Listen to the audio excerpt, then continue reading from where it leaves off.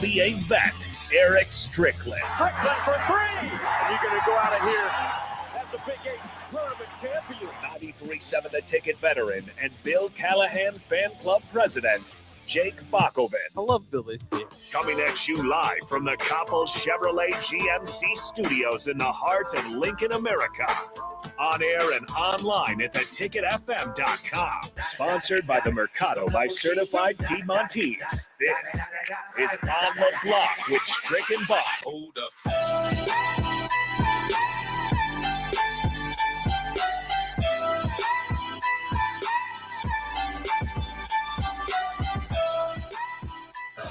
That's a break there. Tominaga. No. You are joking! This kid is special. That is unreal. That is a true logo 3. They look threatening. Oh, look at that shot. The distance is just unreal. This is incredible. He's inside the logo. His heels are inside the center circle when he's taking that shot. Awesome way to start On the Block as Casey Tominaga yesterday went off in the game against Australia, I believe, for Japan. 33 points, 8 3-pointers in the FIBA Asia Cup. Unfortunately, it wasn't enough for the Japan team, but in any case, 8 3-pointers, including a logo 3. That's a heat check if you want it. And if you see the video, and you can find it on Twitter, I retweeted it at Jake Bakoven, and it is it's deep. I mean, that's beyond NBA range, and hopefully we'll see more of that. Of course, with the Nebraska basketball team, there's not much more to report other than that. It's an awesome soundbite because Tominaga went crazy. What do you expect? I mean, I know it's been I didn't give you like a refresher to look for this Nebraska upcoming basketball season. We're all kind of focused on football, but I believe before you said you've got some. You might drink some of that Kool-Aid as well. Yeah, I haven't really decided yet. I think they're going to be better than they were last season. And Strick and I have talked about this pretty extensively, that I don't think this is a team that's built or ever will be built for a 5-star get out of the way. I just don't think that's Nebraska's bread and butter. I don't think it ever will be. They got some guys that can play. And I think as a team, as a unit, they'll probably be a little bit better this year. I'm not throwing shade at any of the players they had on team last year, because 3 of them are now playing in the G League, so they're obviously you're doing something right to get them to the pros. And Bryce McGowan's obviously drafted in the second round, just looked pretty good there in summer league, but I don't know. They're in a hole.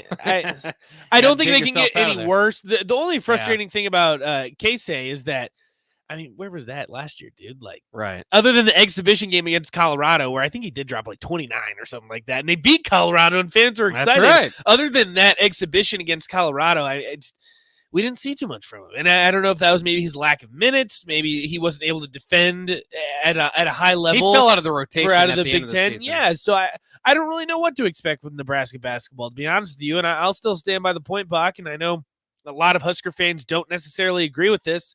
Even if Fred Hoiberg has another bad season, but there's any type of improvement, like I'm talking like you win 6 or 7 games in the Big Ten, you got to keep him.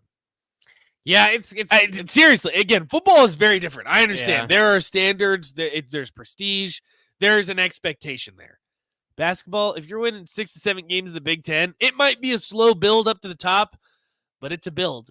Well, and you're headed in the right direction, the right? important thing you mentioned is standards, and that's where Nebraska is you kind of got to meet the standards that are outside of the program, right? And that's why at Nebraska, we'd love to see this football team jump to 8 to 9 wins, but as they should. But that's why 6 wins might keep the job, because outside of the Nebraska room, right? If you take a step back, that's about where they're predicted. So you at least have to make where you're predicted. Nebraska basketball last year with a 5-star, the thought was, from outside the Nebraska bubble was, they might make the NIT. That's not even close. That's not going to happen this year, though. So, I mean, when you say 6 or 7 wins, I think that will be probably more than they're predicted to begin with. So I do think that might save his job. 6 or 7 wins in the Big Ten. And because that's probably what are going to be the expectations from the outside. But I'll tell you this team's going to be really easy to to root for. I don't know if you saw it, Derek Walker, a key organizer and having the Special Olympics athletes out there for a camp on Tuesday. Looked like those guys had a blast. And sometimes I think that, it's easy to report the latest thing that Stephen A is arguing about, but sometimes we overlook the good stuff that's going on. Yeah, you're right. That's a very, very cool moment. Some other stuff while we're on it, I just want to shout out too. I don't know if you saw this, JJ Watt, because I want to report the good stuff. JJ Watt saw that one of his fans was trying to get rid of her JJ Watt gear so that she could help pay for her grandmother's funeral. And he stepped in a tweet and said, I got it covered. Don't get rid of that stuff. So JJ Watt doing great things, as well as Derek Walker. And then the other thing that I question a little bit, and it's coming off the heels of the ESPYs. Did you watch the ESPYs? I did not. Not a big fan of Steph Curry.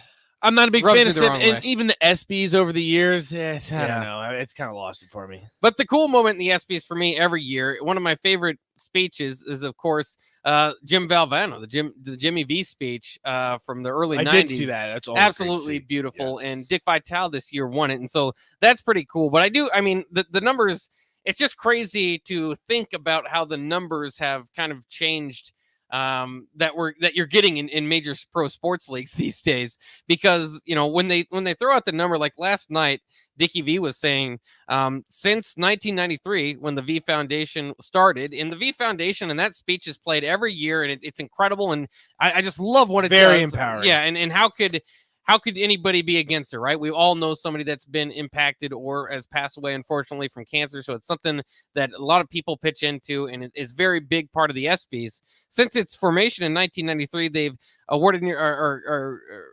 awarded nearly $290 million toward cancer research and obviously impact. And that's really great, obviously, stuff. But sometimes I think our numbers get lost in sports, right? Because today, Kirby Smart signed a new deal for $110 million, but even closer to that is Kyler Murray is going to sign a new deal that's going to make him $46 million a year, and is going to be close to that $290 million contract. I have to look what Kyler got exactly, but it was like 262. Yeah, it might even be more around that than what they've raised since 1993.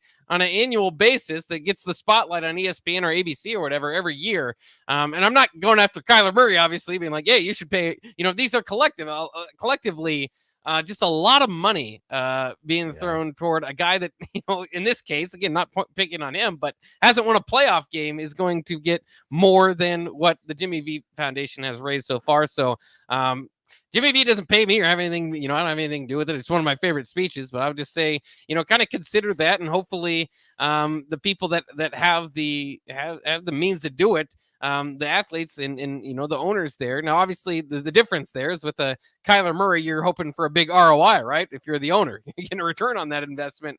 Whereas, obviously, if you're donating to Jimmy V Foundation, you're not. But hopefully, you get the return in your heart. So hopefully that sort of thing. I think sometimes we have fun. We did have fun here on the Ticket Water Cooler. But sometimes in the sporting world, you just go quickly by, what Derek Walker is doing out there, JJ Watt. And it deserves some light too, and it's changing lives out there, which is very important.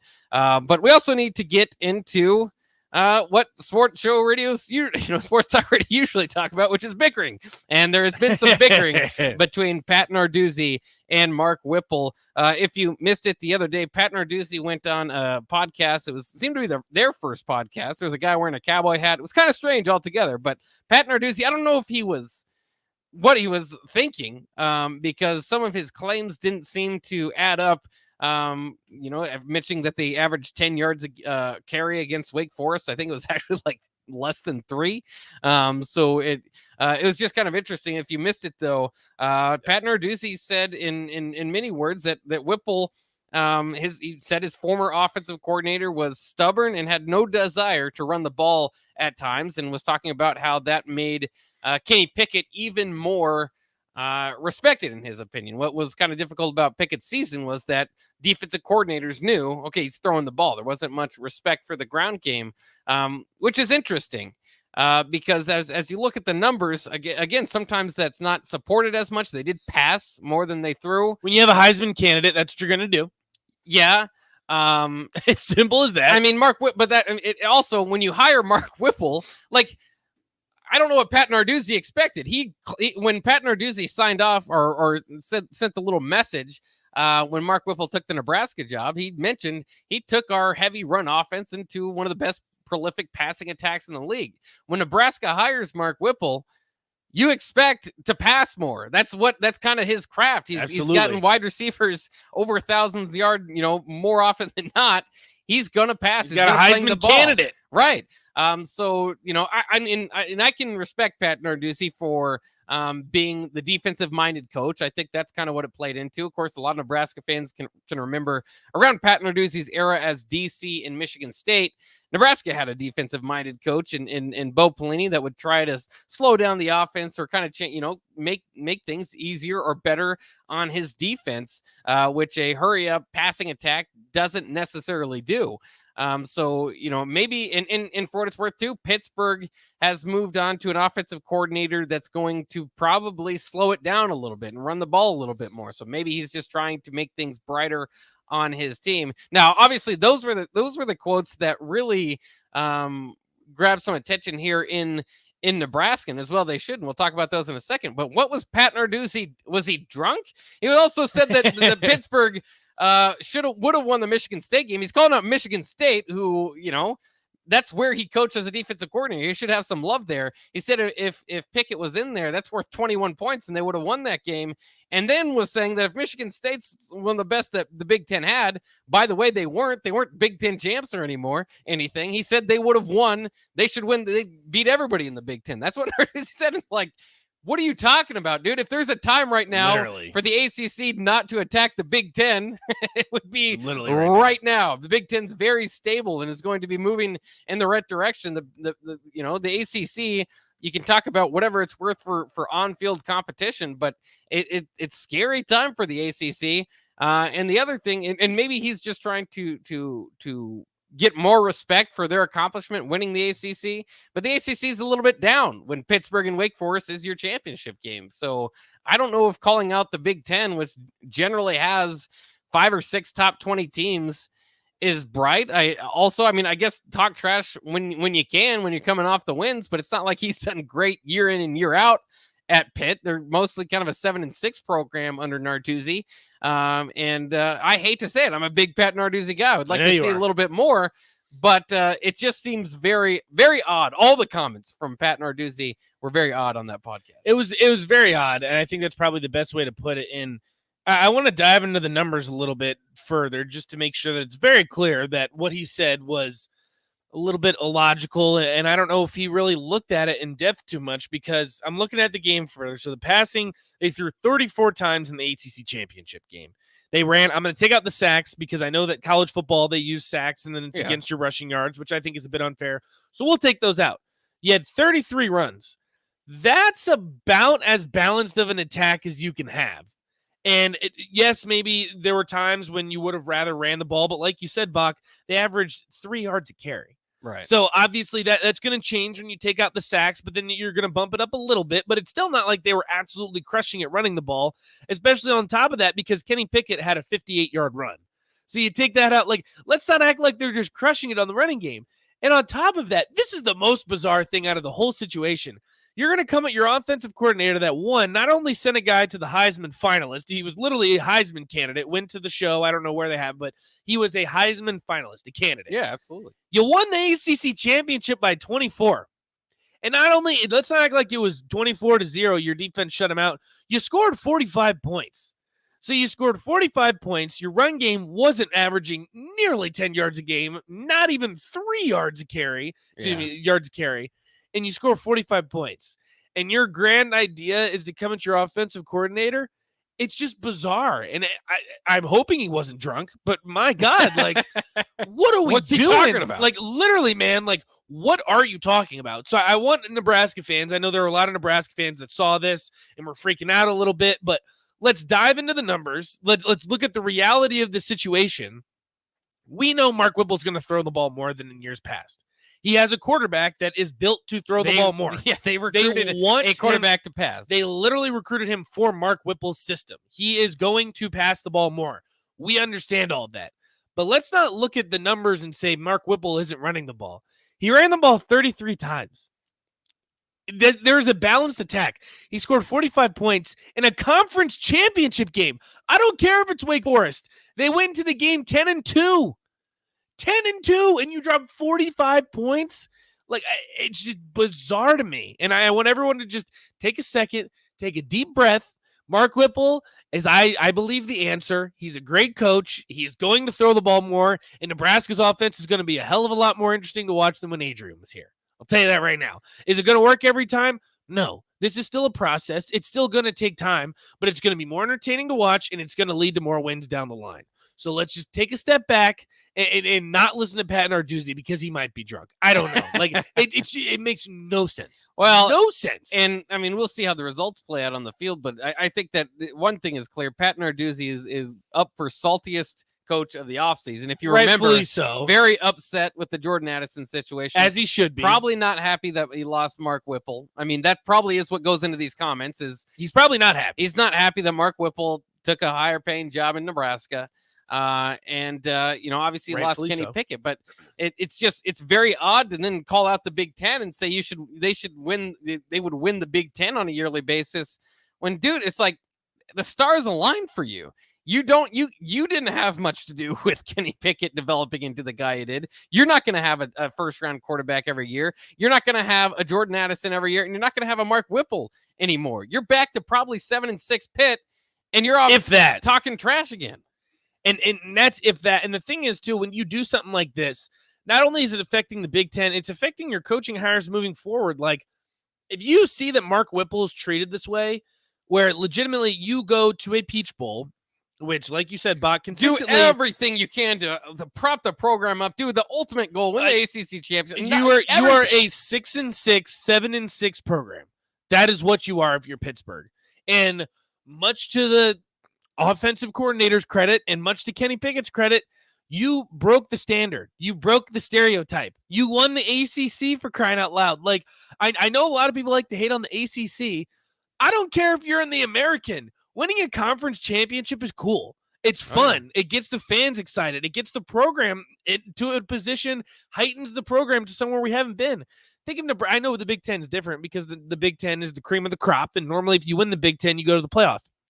Think if Nebraska won the Big Ten, even if they're 9-3, and you win the Big Ten. Like, think how much and how big it is for the program to do that. And for you to say this about your offensive coordinator that dropped 45 points in the ACC championship game, it blows my mind. And I think you're right, Bog. I think he's probably salty. I mean, you lose your offensive coordinator to a school that you went to the ACC championship game, and he leaves for a school that went 3-9. Like, okay, that probably would leave a sour taste in my mind or my mouth too. But, dude, come on. Yeah, like, it's just bizarre. As Sandman points out, he complains about his ex-offensive coordinator out of one side of his mouth, but then he praises his quarterback as a 21-point difference in a game that they lost. I mean, he just came out and said they'd beat Michigan State if they had Kenny Pickett. Like, okay, well, is Kenneth Walker playing into? I mean, very strange. And then starts talking about the Big Ten altogether. And then Sandman goes on and says, so his quarterback is a 20-point difference than his ex offensive coordinator coach out of the other side of his mouth. So it's just very confusing stuff. Pat Narduzzi, salty. He's the old defensive coordinator, former Broyles Award winner for that 2013 Michigan State defense. He knows what he's doing defensively, and I call his program 7-5 or 7-6 program 3 8-5 seasons. So he's more maybe 8-5. Underestimating Mr. Narduzzi over there. 8-5, and don't you forget Pittsburgh plays in the Coastal. That's Coastal right. Chaos, baby. Is that ending this year? Yeah, I'm getting lost on so much. This is the last. This is year. the final. Don't year even get me started. Coastal Chaos is awesome. Yeah, it is. It's like getting rid of the Big Ten West. You don't get rid of the Big Ten West, right? And I think they eventually will. And it's got its own, like you said, Coastal Chaos. It's its own brand. Big Ten West has its own brand, and it's going to be sad to kind of see those divisions go. Although the Big Ten West, at least the Coastal, won a championship or two, right? But yeah. Well, obviously last year, and then I'm trying to think. Well, the Clemson, unfortunately, is in the Atlantic, and they've ran it. And then before that, it was Florida State, who was also in the Atlantic. That's why I thought it was pretty imbalanced, similar to West and East. In the when Big it Ten. first became a thing, I mean, Virginia Tech won 3 and 4 seasons, and they're in the Coastal. There was a couple years there that wasn't Miami. I think might have won once. Yeah. Pitt obviously has this one now. UNC might have gotten one in there. I'm not entirely sure. But again, Coastal Chaos, normally you have a team that's 7-5, 8-4, 9-3 that wins the division, right? Which is awesome. And I wish it was here forever, but unfortunately not that. But basically, to wrap this up, I think there should be absolutely no stock into what Narduzzi is saying about Mark Whipple. Like, if you're a Nebraska fan and this worries you, I think you need to kind of take a step back and really look at the numbers and what Pittsburgh's offense did last year and how Mark Whipple did propel. Like, people forget Kenny Pickett was not a very good quarterback.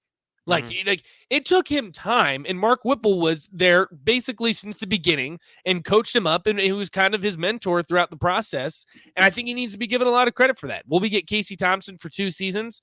If Nebraska has the success that I think they will this year, probably not. But it's nice to know that a Logan Smothers is in the room, a Chuba Purdy's in the room. Like, there are guys in the room that Mark Whipple will be able to coach up, and I just think that we need to really appreciate what Mark Whipple was able to do at Pittsburgh, especially like running the ball.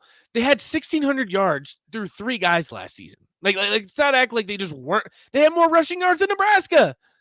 Well, Nebraska was a run. Primarily, I would say it was a run first team. A lot of that running was with Adrian, obviously, but I would say they were probably a run first team. Well, they finished 77th again in rushing, under 150 yards per game. They finished 8th in passing, so they're definitely pass heavy. And when you like break it down, I think Sam McEwen wrote an excellent article that we'll kind of hit on as well. Following this stuff is that I think he had the number like somewhere like 55-45. They are passing the ball a little bit more. But again, when you have the Biletnikoff Award winner and a Heisman Trophy type quarterback, or at least a contending Heisman Trophy like quarterback, the only first round quarterback of this past year's draft, maybe you will pass the ball a little bit more. Shocker. Who would have thought? But again, it just kind of depends on where you sit. And that's that. I mean, we'll get into that. I think Kevin Meyer will be joining us for Thirsty Thursdays. If not, we'll pick up the discussion kind of there, because the only way that this does kind of alarm you is how it translates to Nebraska, I suppose. But I think it's a good thing. I mean, Narduzzi is talking as if Whipple basically ran the offense, right? And he said he's stubborn. He had no desire to run the ball. Well, that sounds like he was basically running the Pitt offense. That's kind of what he's being expected to do here at Nebraska. Right. And so I think that's nothing but good news, at least that he's got certainly some experience doing that. So we'll see if Kevin stops in for Thirsty Thursdays. If not, we'll just chug half a beer real quick and be right back and do some more sports talk to get that Thirsty Thursdays in. I'm just kidding about that. He's here. Okay, so Thirsty Thursdays will be next with Kevin Meyer of Meyer's Cork and Bottle. We'll jump into some more sports talk after that. That's coming up next here on The Block on 93.7 The Ticket.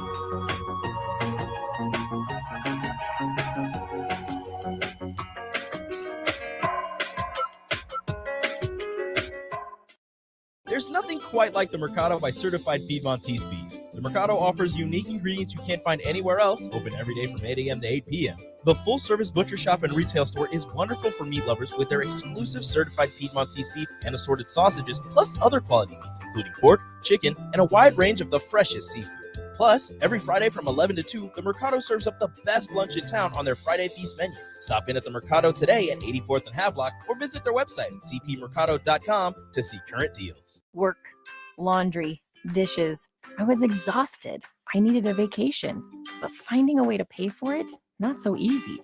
Then I found it, a research study at Solarion. I searched the studies and found a perfect match for me. It was so easy. I earned cash for the study and booked that vacation. Plus, I made an impact on medical research. Find a study and sign up today at healthresearch.com. You should consider the risks of the research before you agree to participate. At first, I was really nervous and intimidated to buy a ring. I wasn't sure what I was getting into. My experience at Starter Heyman was very easy. I felt like I walked out of Starter Heyman with the ring that was going to make her go wow and say yes. I love my ring. It is so beautiful. I absolutely love my ring. I get compliments on it all the time. I always tell them Starter Heyman. Yeah, we would definitely recommend Starter Heyman. Yeah, it was great. We're definitely coming back. Sure. Sauter Heyman Jewelers, Lincoln and Grand Island. SauterHeyman.com. If you have concerns about your drinking water, just call Brian. I got home at 8:30 and smell right. had about 2 glasses of wine.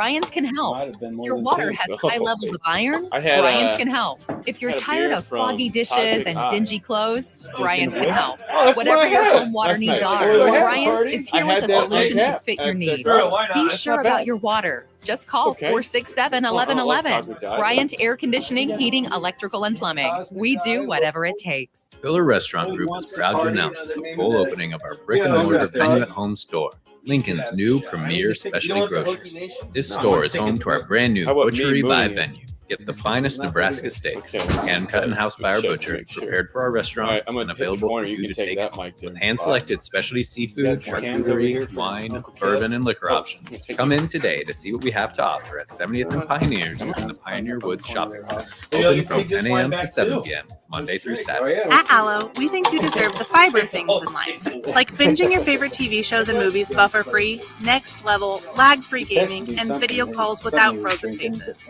So say goodbye to lag and buffering and hello to super fast fiber internet with dedicated 24/7 support for total peace of mind. Plus, no hidden fees, no expiration dates, and no contracts. Yeah, I saw that. From dependable service to exceptional support, experience the fiber things with Allo. Go to allofibers.com/fiber all week switch myself. today. 93.7 The Ticket, Fox, KFXL weather. Sponsored by John Henry's Plumbing, Heating, and Air Conditioning. It's been mostly sunny skies and warm conditions.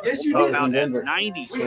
Went to a Rockies Winds out of game. east northeast Went around down 10. We will see a slight chance of thunderstorms late tonight with a low of 70. Let's start off today with some scattered storms tomorrow and then heat up even further with a high of around 98. I've never been to I'm Rockies meteorologist Stadium. Tim Wright I've been from to Mile 93.7 High, The Ticket but, and theticketfm.com. I grew up hearing that Yeah, women I are mean, bad with you know money, what's crazy? but like what many of you, I qualifies spent as years Denver paying anymore bills, because it's managing basically checking it's like Southern accounts, and California. taking care of It's my like family. just So turns connected all out the way women from are Denver pretty all the good way with to money Fort after Collins all. and everywhere And in now between. I'm taking control Yeah. of Never really my get a financial war. future Yeah. by saving for retirement. It's never too late to start, and there's a great website to help you. Check out WeSaySaveIt.org and jumpstart When you your got retirement Littleton savings on your budget and your timeline. That's WeSaySaveIt.org, brought to you by AARP and the Ad Council. Crazy how They say one great thing leads to another. And that's especially true when you visit a Great Clips salon. When you sit down for a haircut with the skilled and friendly stylist at one of our thousands of convenient Great Clips locations, they'll not only make your hair look great, they'll make you feel great too.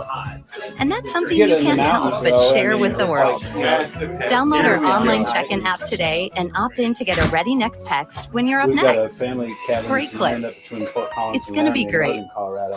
I just love Why it. wait until Friday to start your weekend? Go ahead, start right now. You're thirsty now, and 93.7 The Ticket is here to help you stock up.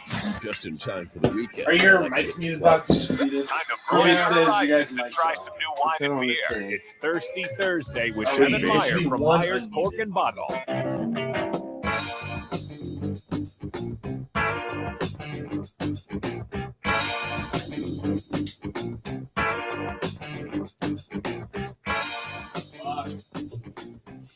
What's going on, fellas? Oh, not too much. It's Thursday here on 93.7 The Ticket. There you hear the wine getting cracked open. We missed the bottle because I didn't turn the mic on. But in any case, that doesn't bring down our Thirsty Thursday here with Kevin Meyer of Myers Cork and Bottle. We got Jake Sorensen in here from early break. Of course, myself and Nate. Also, just a reminder, Strick will join us down the line, and I'm sure ask about Thirsty Thursday, as it is one of his favorite segments here around 5:25. But what do we got brewing for us today, Kevin? Well, for the beer, we're sticking with the local theme, a beer from Cosmic Eye Brewing right here in good old Lincoln, Nebraska. There you go. And it's called Floyd Wants to Party. That sounds awesome. Yeah. So Floyd is the namer. Sam Riggins, the owner of the brewery, has a pug named Floyd. Oh, okay. And so named the beer after his pug. Is he a drinker? Well, he loves to party, man. So he made the beer for his dog. I had a house that we went to in college where you'd have to watch out for the little dash hound because at the end of the night, he'd knock over the trash and get drunk. I mean, he'd start drinking all the beer. Oh, geez. It's my kind So of some dog. dogs like to party a little too Nice. much. Hopefully, Floyd drinks in moderation. Well, absolutely. And this is a summer lager, so it's just meant to be light, crisp, clean. Patio pounder. Patio pounder. Yes, it is. I can taste it right now. Lawn mowing, man's beer, golf beer, pool beer, Yes, lake that- beer, fishing beer, you know, that type of beer. You know, I went to an establishment last night and had this beer on tap, and was really impressed. I prefer beer on tap to cans, and cans are great, but it hits both. It's wonderful on both tap and can. What else did you do last night, Jake? Glad you asked, Kevin, because I went last night to the Myers Cork and Bottle for a wine tasting event. Oh, you did? I did. With Sean Miner. Is that what it was? Sean Miner Wines. Yep. Had 4 different wines: a Chardonnay, a Pinot Noir Rosé, a Pinot Noir, and a Cab. And I purchased some beers afterwards too. It was one, and there was a nice meal, a great meal. Yeah. Oh, nice! Wow. Wonderful meal. It was barbecue themed. We had some meatballs. We had some potato salad. Potato salad that was really unique. Good. Yeah, it was really good. Had like fingerling potatoes, and then also had sweet potatoes. How do you guys do the food? We hired Relish Catering to do it. Oh, okay. And Yeah, it was Jen, nice. Jen Beebe is her name. She's awesome. I've known her probably 25 years, and she always puts together a good spread. So yeah. So quick plug: if you ever see that announced by Kevin or even on Joe on social media, check it out next time. I'm going to go next time. Yeah, we had a full house. It was our first tasting that we had done since before COVID. So it'd been 3 years since we had done one. And so we had Sean Miner out of Napa Valley, his wines, and then his right-hand man, Stuart Barker, who's actually an English fella, came and did all the presentation and whatnot. It was a good time. He sounded Australian, though. He did sound Australian, didn't he? He did. I always thought he was Australian, but that is a phenomenon when English people like live in the United States for a long time. Their accent sort of fades, and then it sounds develop Australian. It sounds more Aussie. But either way, I don't know what it is about the way that they speak, but it sounds more sophisticated. That's pretty good for a wine taste. It gives certainly it more credibility when the guy has an accent. I don't know why.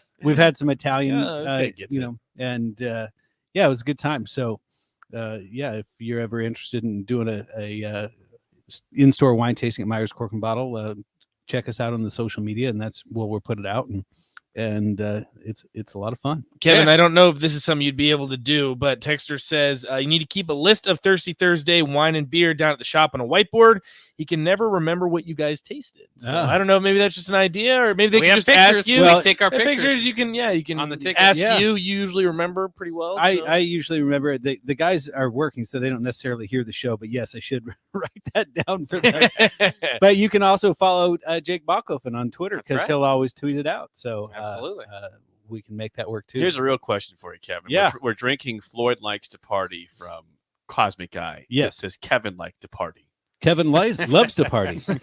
Kevin loves to even talk about himself in the third person. I like to hear that. Yeah. Old Uncle Kev. You bet. Uncle Kev. I'm assuming in Kevin's line of work, he probably likes to party, or I gotta ask the question. dabbles with the party here and there. Dabbles, Need confirmation sometimes.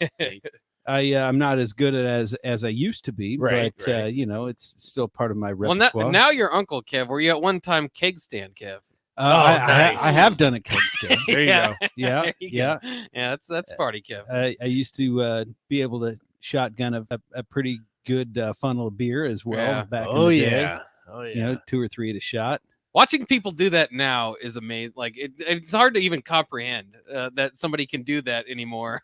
Once you look back, once you grow a little older, Different time back in the 90s, man. Kick stands. I mean, We had we some fun. used to just we didn't even try to hide it. We were just big rager parties on campus all the time, and nobody cared. Now, when is the age that you, I guess, age out of keg stands? Like, do you think I could still get away with it? I'm 24. I did a Just a keg question. stand 3 years ago. So How old I were was you? 28 then. You did a 28-year-old 28-year-old. So you keg hadn't stand? aged out of a keg. No, you got never 10 age years out of ago. shotgunning. You can always shotgun at any age. There's no way you did nearly as good of a keg stand at 28 as you did in college. I did pretty well. Listen, you guys can judge me all you want and question me, but I did a good job. Here's the thing. Here's I the was very thing. full. I have a theory about this, and it's not just keg stands. It's true with a lot of stuff. When you're young and dumb, I have this theory that God kind of looks out for you. Oh yeah. And then once you reach a certain age, you're supposed to know better. Right. So that's when you get away with so much stuff when you're a kid, and then if you try to duplicate that as an adult, you go to the hospital. I believe it. Yeah. And so it's your own fault. And so I have the same theory with keg stands. Like once you get to a certain age, I'm going to call it 22 to 24. You're old. So enough. I can still get away with it. You're old enough to know. better. You're borderline. Yeah, you're old enough to know better. Doug says it's all about the scenario if it's appropriate. I'm kind of with Doug on this one. I think it would be really fun, like, if if you're at a wedding or something like that, and then I'll you know be that guy. like the mother of the bride comes along and you talk her into doing it. Oh, Then, nice. you That's know, even better. That would be all right. Then but you got to make sure that she doesn't like fall and chip a tooth or something like that. So you got Wedding gone wrong. You got to have some spotters. Yeah. What are we looking at for a price here on Floyd?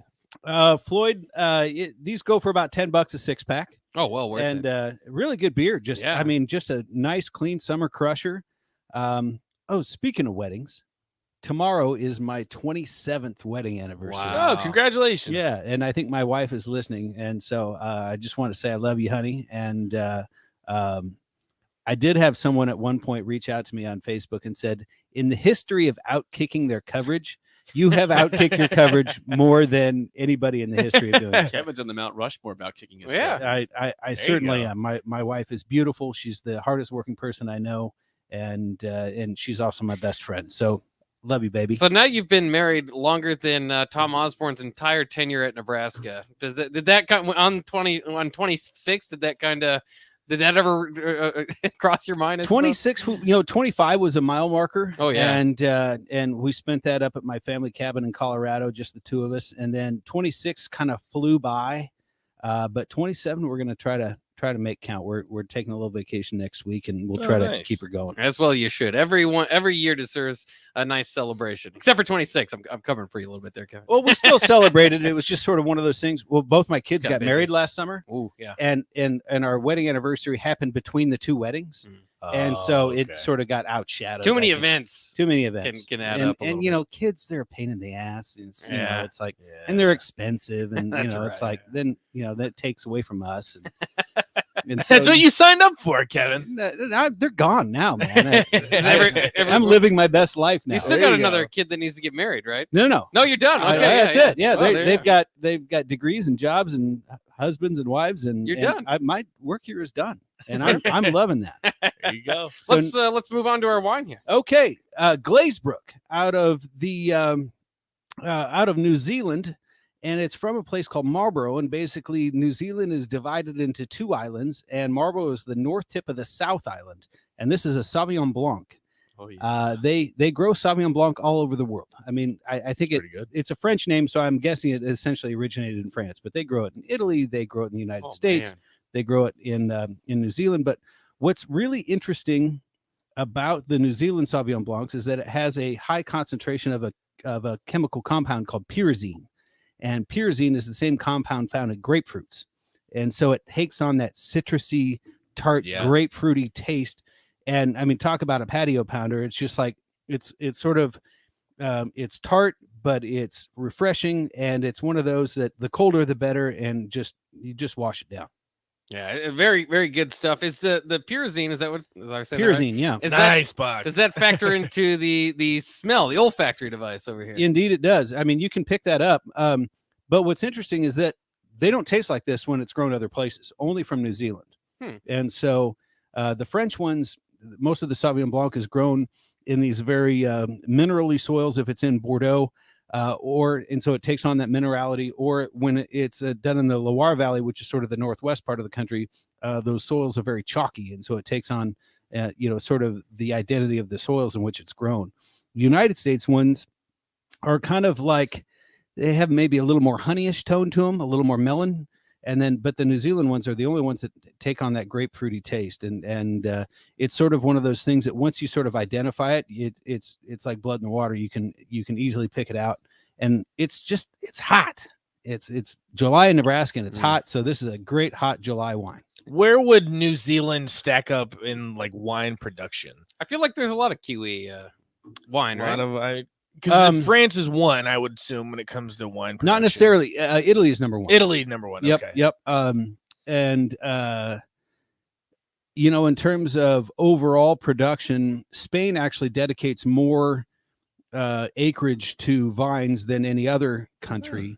But in terms of overall like gallonage, for being a small country, I think they per capita probably are up there with just about anybody. Nice. But they really don't do much other stuff besides Sauvignon Blanc and Pinot Noir. And I would say Sauvignon Blanc accounts for 95% of that. So, it's not like like in the U.S. where we grow Syrah and Zinfandel and Chardonnay and Sauvignon Blanc and Cabernet and Merlot and Pinot Noir, and in New Zealand it's pretty much Sauvignon Blanc and Pinot Noir, and that's about it.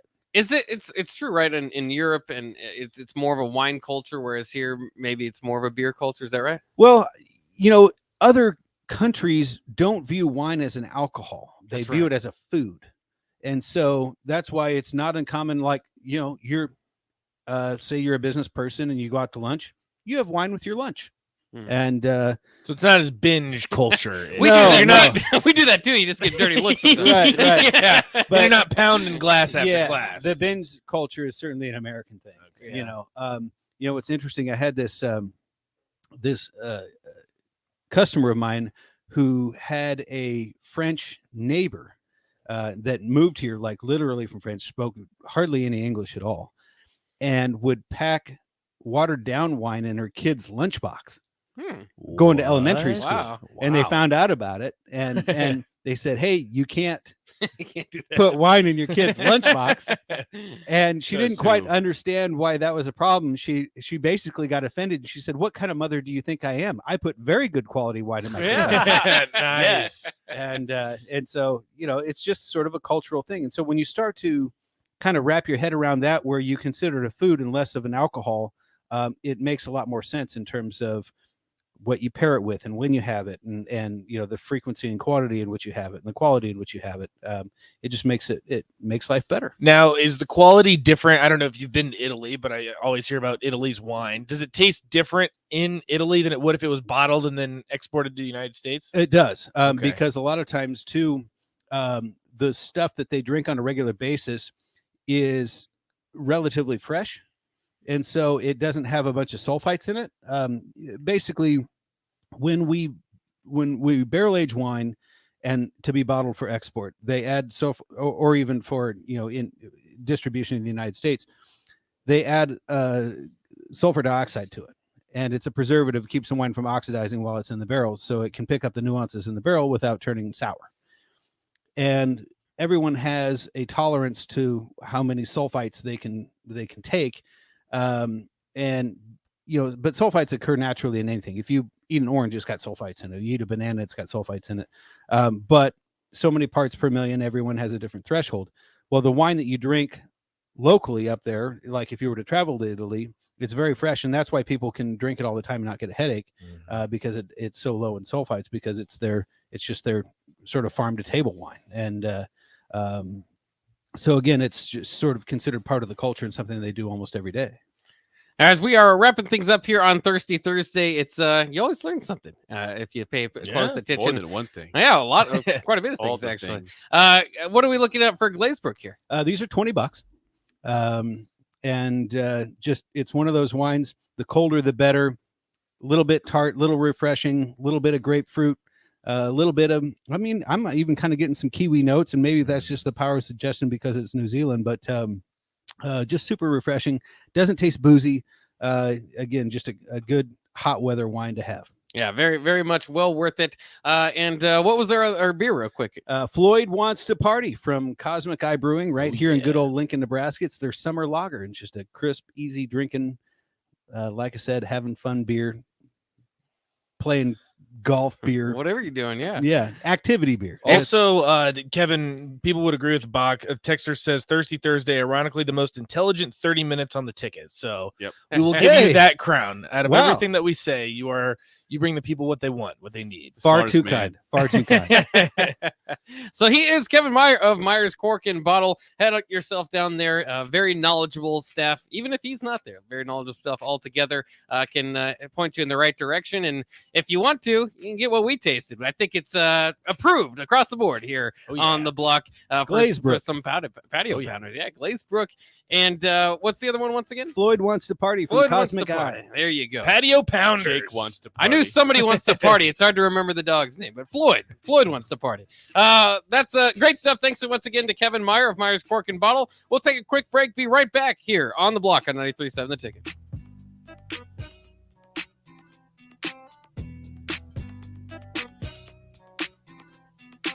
Work, laundry, dishes.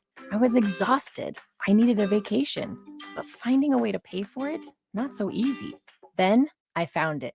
A research study at Solarion. I searched the studies and found a perfect match for me. It was so easy. I earned cash for the study and booked that vacation. Plus, I made an impact on medical research.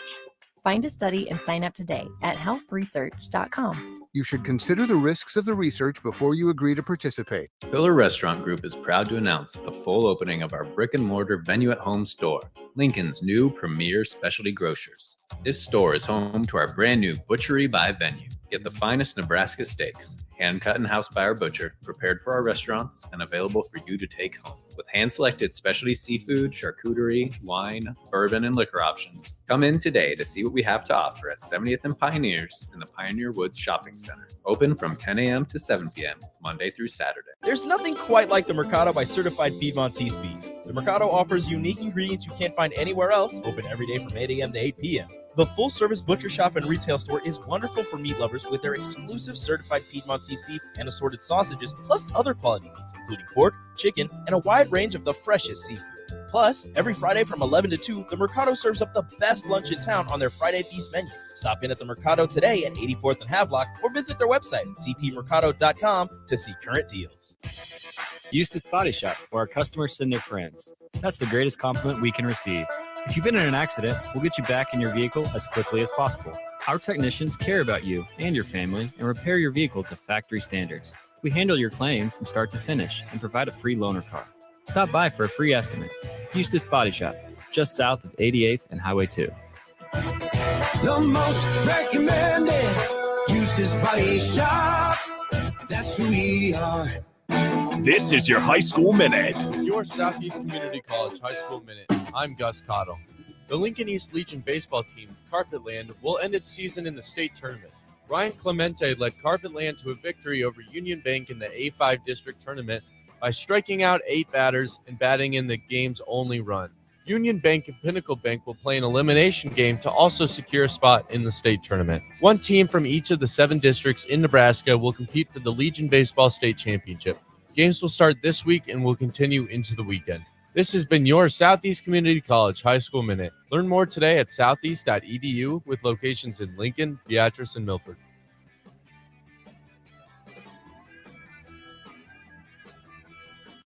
Did you know that the U.S. has added over 1,100 new breweries in the last 18 months? Learn more by shopping at Myers Cork and Bottle, 13th and South, and by tuning in to Thirsty Thursdays with Kevin Myers, because sports are better with a drink in your hand and a friend at your side. At Allo, we think you deserve the fiber things in life, like binging your favorite TV shows and movies buffer-free, next level, lag-free gaming, and video calls without frozen faces. So say goodbye to lag and buffering and hello to super fast fiber internet with dedicated 24/7 support for total peace of mind. Plus, no hidden fees, no expiration dates, and no contracts, ever. From dependable service to exceptional support, experience the fiber things with Allo. Go to allofiber.com/fiberthings and switch today. They say one great thing leads to another, and that's especially true when you visit a Great Clips salon. When you sit down for a haircut with the skilled and friendly stylist at one of our thousands of convenient Great Clips locations, they'll not only make your hair look great, they'll make you feel great too. And that's something you can't help but share with the world. Download our online check-in app today and opt in to get a ready next text when you're up next. Great Clips. It's going to be great. People always ask, what are Jake and Sip like when they're off the air? Well, the answer probably won't surprise you. Hey, Jake, your Honda's looking a little dirty. Says the guy whose license plate is barely visible. I mean, do you even care about that thing anymore? It gets a little uncomfortable. Now, that's when I jump in. Hey, whoa. Mark, did you get a new car? Nope, just took my car down to Nebraska Auto Detail. Joe and the staff made the outside and the inside look amazing. Maybe you guys need to go. Okay, wise guy. Settle down, Jake. Call Nebraska Auto Detail today at 402-601-5086. We stand on the shoulders of women who came before us. Women who fought for their own financial futures. And now it's our turn. Join us. Visit WeSaySaveIt.org and take control of your financial future by saving for retirement. A message from AARP and the Ad Council. It's time to play Shootout with Strick. Call now, 464-5685, to take your shot against Eric Strickland. Shootout with Strick. Brought to you by Buffalo Wings and Rings. Time to play the game!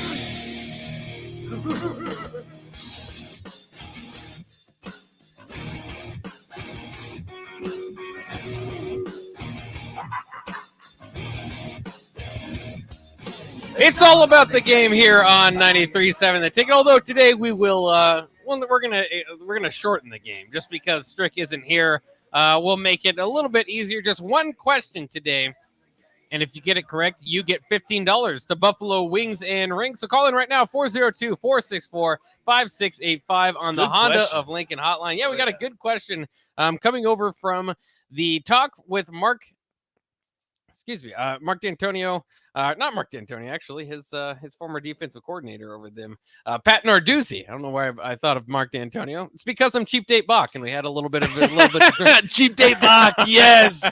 Mark D'Antonio, is he still coaching? No. He was one of Scott Frost's probably best wins altogether. Probably the most respected coach that he beat in his first year. Is he not coaching anymore? Well, I know, obviously, it's Mel Tucker at Michigan State, yeah. but I don't know. I think he just retired. Good for him. Yeah. Right off into the sunset. Something like that. Maybe not. I think there were reasons he had to retire, if I remember correctly. But he was a Big Ten champion at one point. Yeah, I did like Mark D'Antonio's tenure there at Michigan State. In any case, we have a Pat Narduzzi related question that brings in Mark Whipple. So Mark Whipple was there 3 years.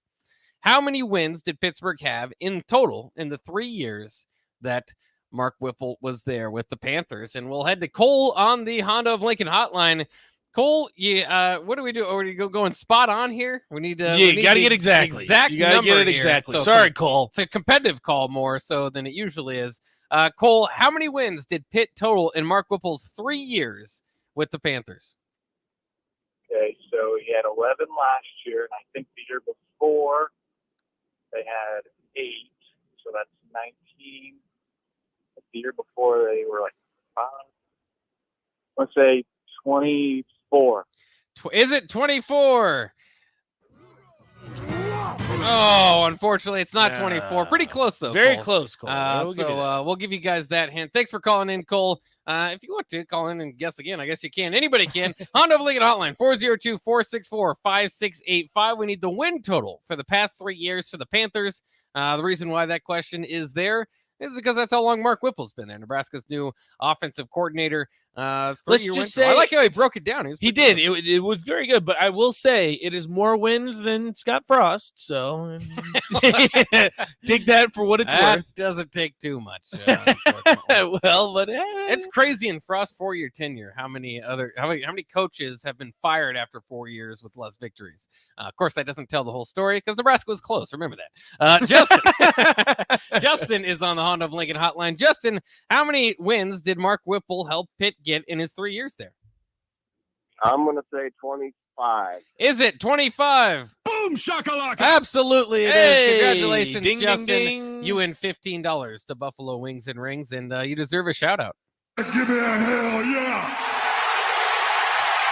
I said give me a hell yeah. So, Justin, just hang on the line. Nick is over in the other studio going to get your information so you can take home $15 to Buffalo Wings and Rings. Thanks again to them for sponsoring that segment, and that's pretty good. He ultimately 11-3 last year, 6-5 in 2020. It's a lot of games for that season, and 8-5 in 2019. Turns out he's a pretty good coach. Did you say it, Buck? Are you talking about Pat Narduzzi? No, I'm not talking about okay. Pat Narduzzi. Because Pat Narduzzi, it's going to be a wake-up call for Pat Narduzzi this year. Pitt wins 5 games. You want me to go put it on the board? You want to go put chicken wings on it? Put Pat I'm going to. Oh yeah, if I can get Pitt at over 5, yeah, I'll take that bet. All right, no, we got it at 6.5. Well, let me look into Pitt a little. I'll give you 6.5 for chicken wings. You don't believe in Keaton Slovis or what? I don't believe in Pitt without Mark Whipple. I'm telling, as someone who's watched the ACC extensively, especially Coastal Chaos, I love me some Coastal Chaos, Bach. Mark Whipple's a good coach. Nebraska fans are in good hands. I'm telling you right now. I am looking good forward hands to see what happens there with Mark Whipple, as we all are. We'll take a quick break here on the block, and when we come back in the 5 o'clock hour, Strick is set to join us around 5:25. We'll continue this conversation. Also getting to Kyler Murray, who signed the big deal today. They also had a survey for players to see who the top 10 quarterbacks are in the league. Do you think Kyler made that? Certainly got paid for it. So we'll talk about that stuff coming up next. A lot more here on the block on 93.7 The Ticket.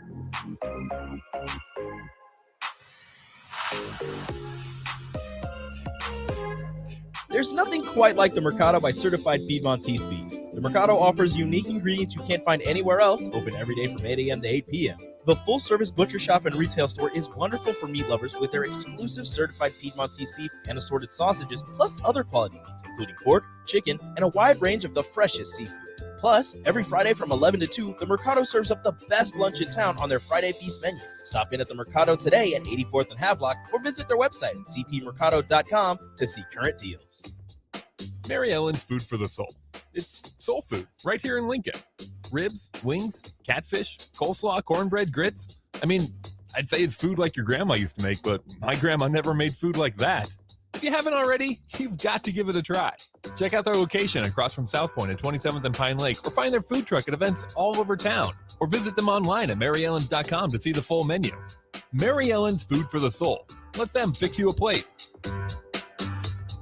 93.7 The Ticket, Fox, KFXL weather. Sponsored by Security First Bank, a relationship you can count on. Expect mostly sunny skies and warm conditions. We'll top out at 96.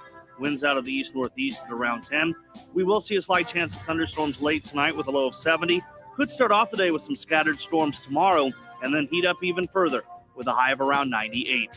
I'm meteorologist Tim Wright for 93.7 The Ticket and theticketfm.com. You know you want that smoky, tangy, sweet, and spicy sauced and tossed Wingstop. But you just brought a haul of groceries home from the store.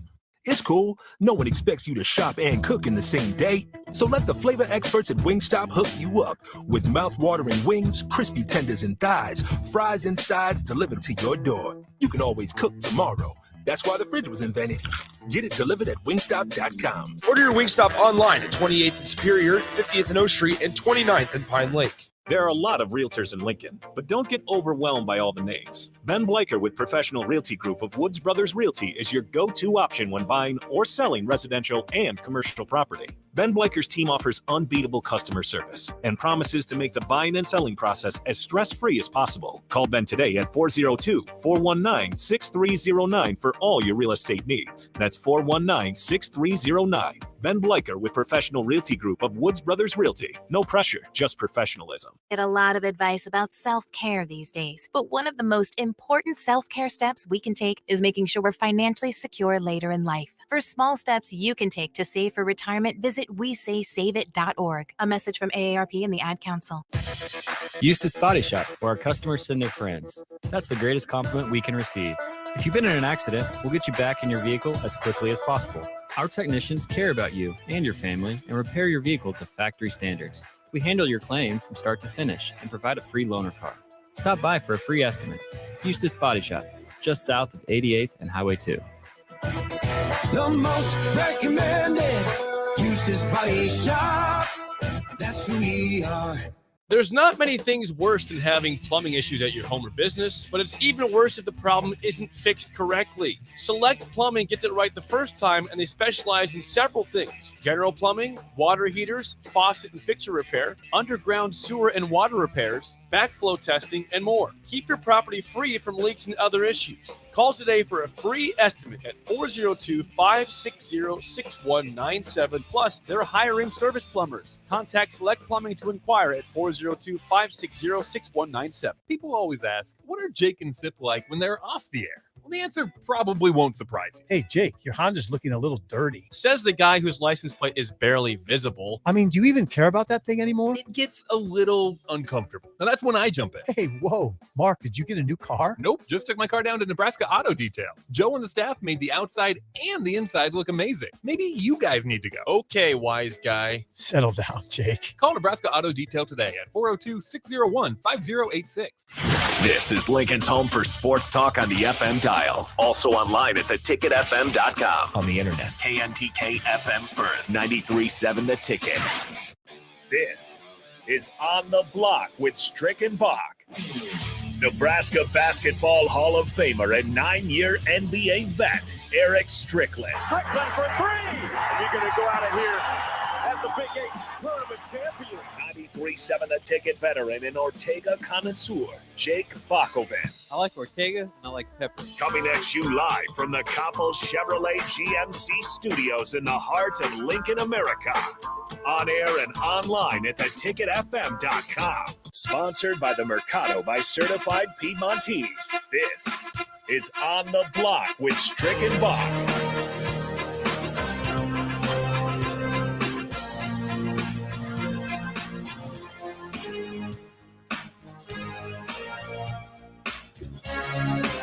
This is the type of music that Kyler Murray is listening to today, as he has finally signed that big contract with the Arizona Cardinals. And it's funny because as an Arizona Cardinals fan, some people are poking at me and telling me, hey, he's not a top 10 quarterback. That's might not be worth it. Remember, I sat through them hoping and telling me the future was Kevin Kolb. They signed him to a 5-year deal one offseason. So I'm very excited about Kyler Murray signing a long-term deal with the Cardinals. And more than anything, it's just kind of been a distraction where the Cardinals didn't seem to be handling it very well in this offseason. A little bit of back and forth, each of them being like acting like teenagers on social media, both sides. So finally, Kyler Murray signed to a long-term deal to give him $46.1 million a year. By the way, if he had went the baseball route, remember he was drafted by the Oakland Athletics. Their active payroll is $41.9 million. Kyler alone will make $46.1 million. That is insanity.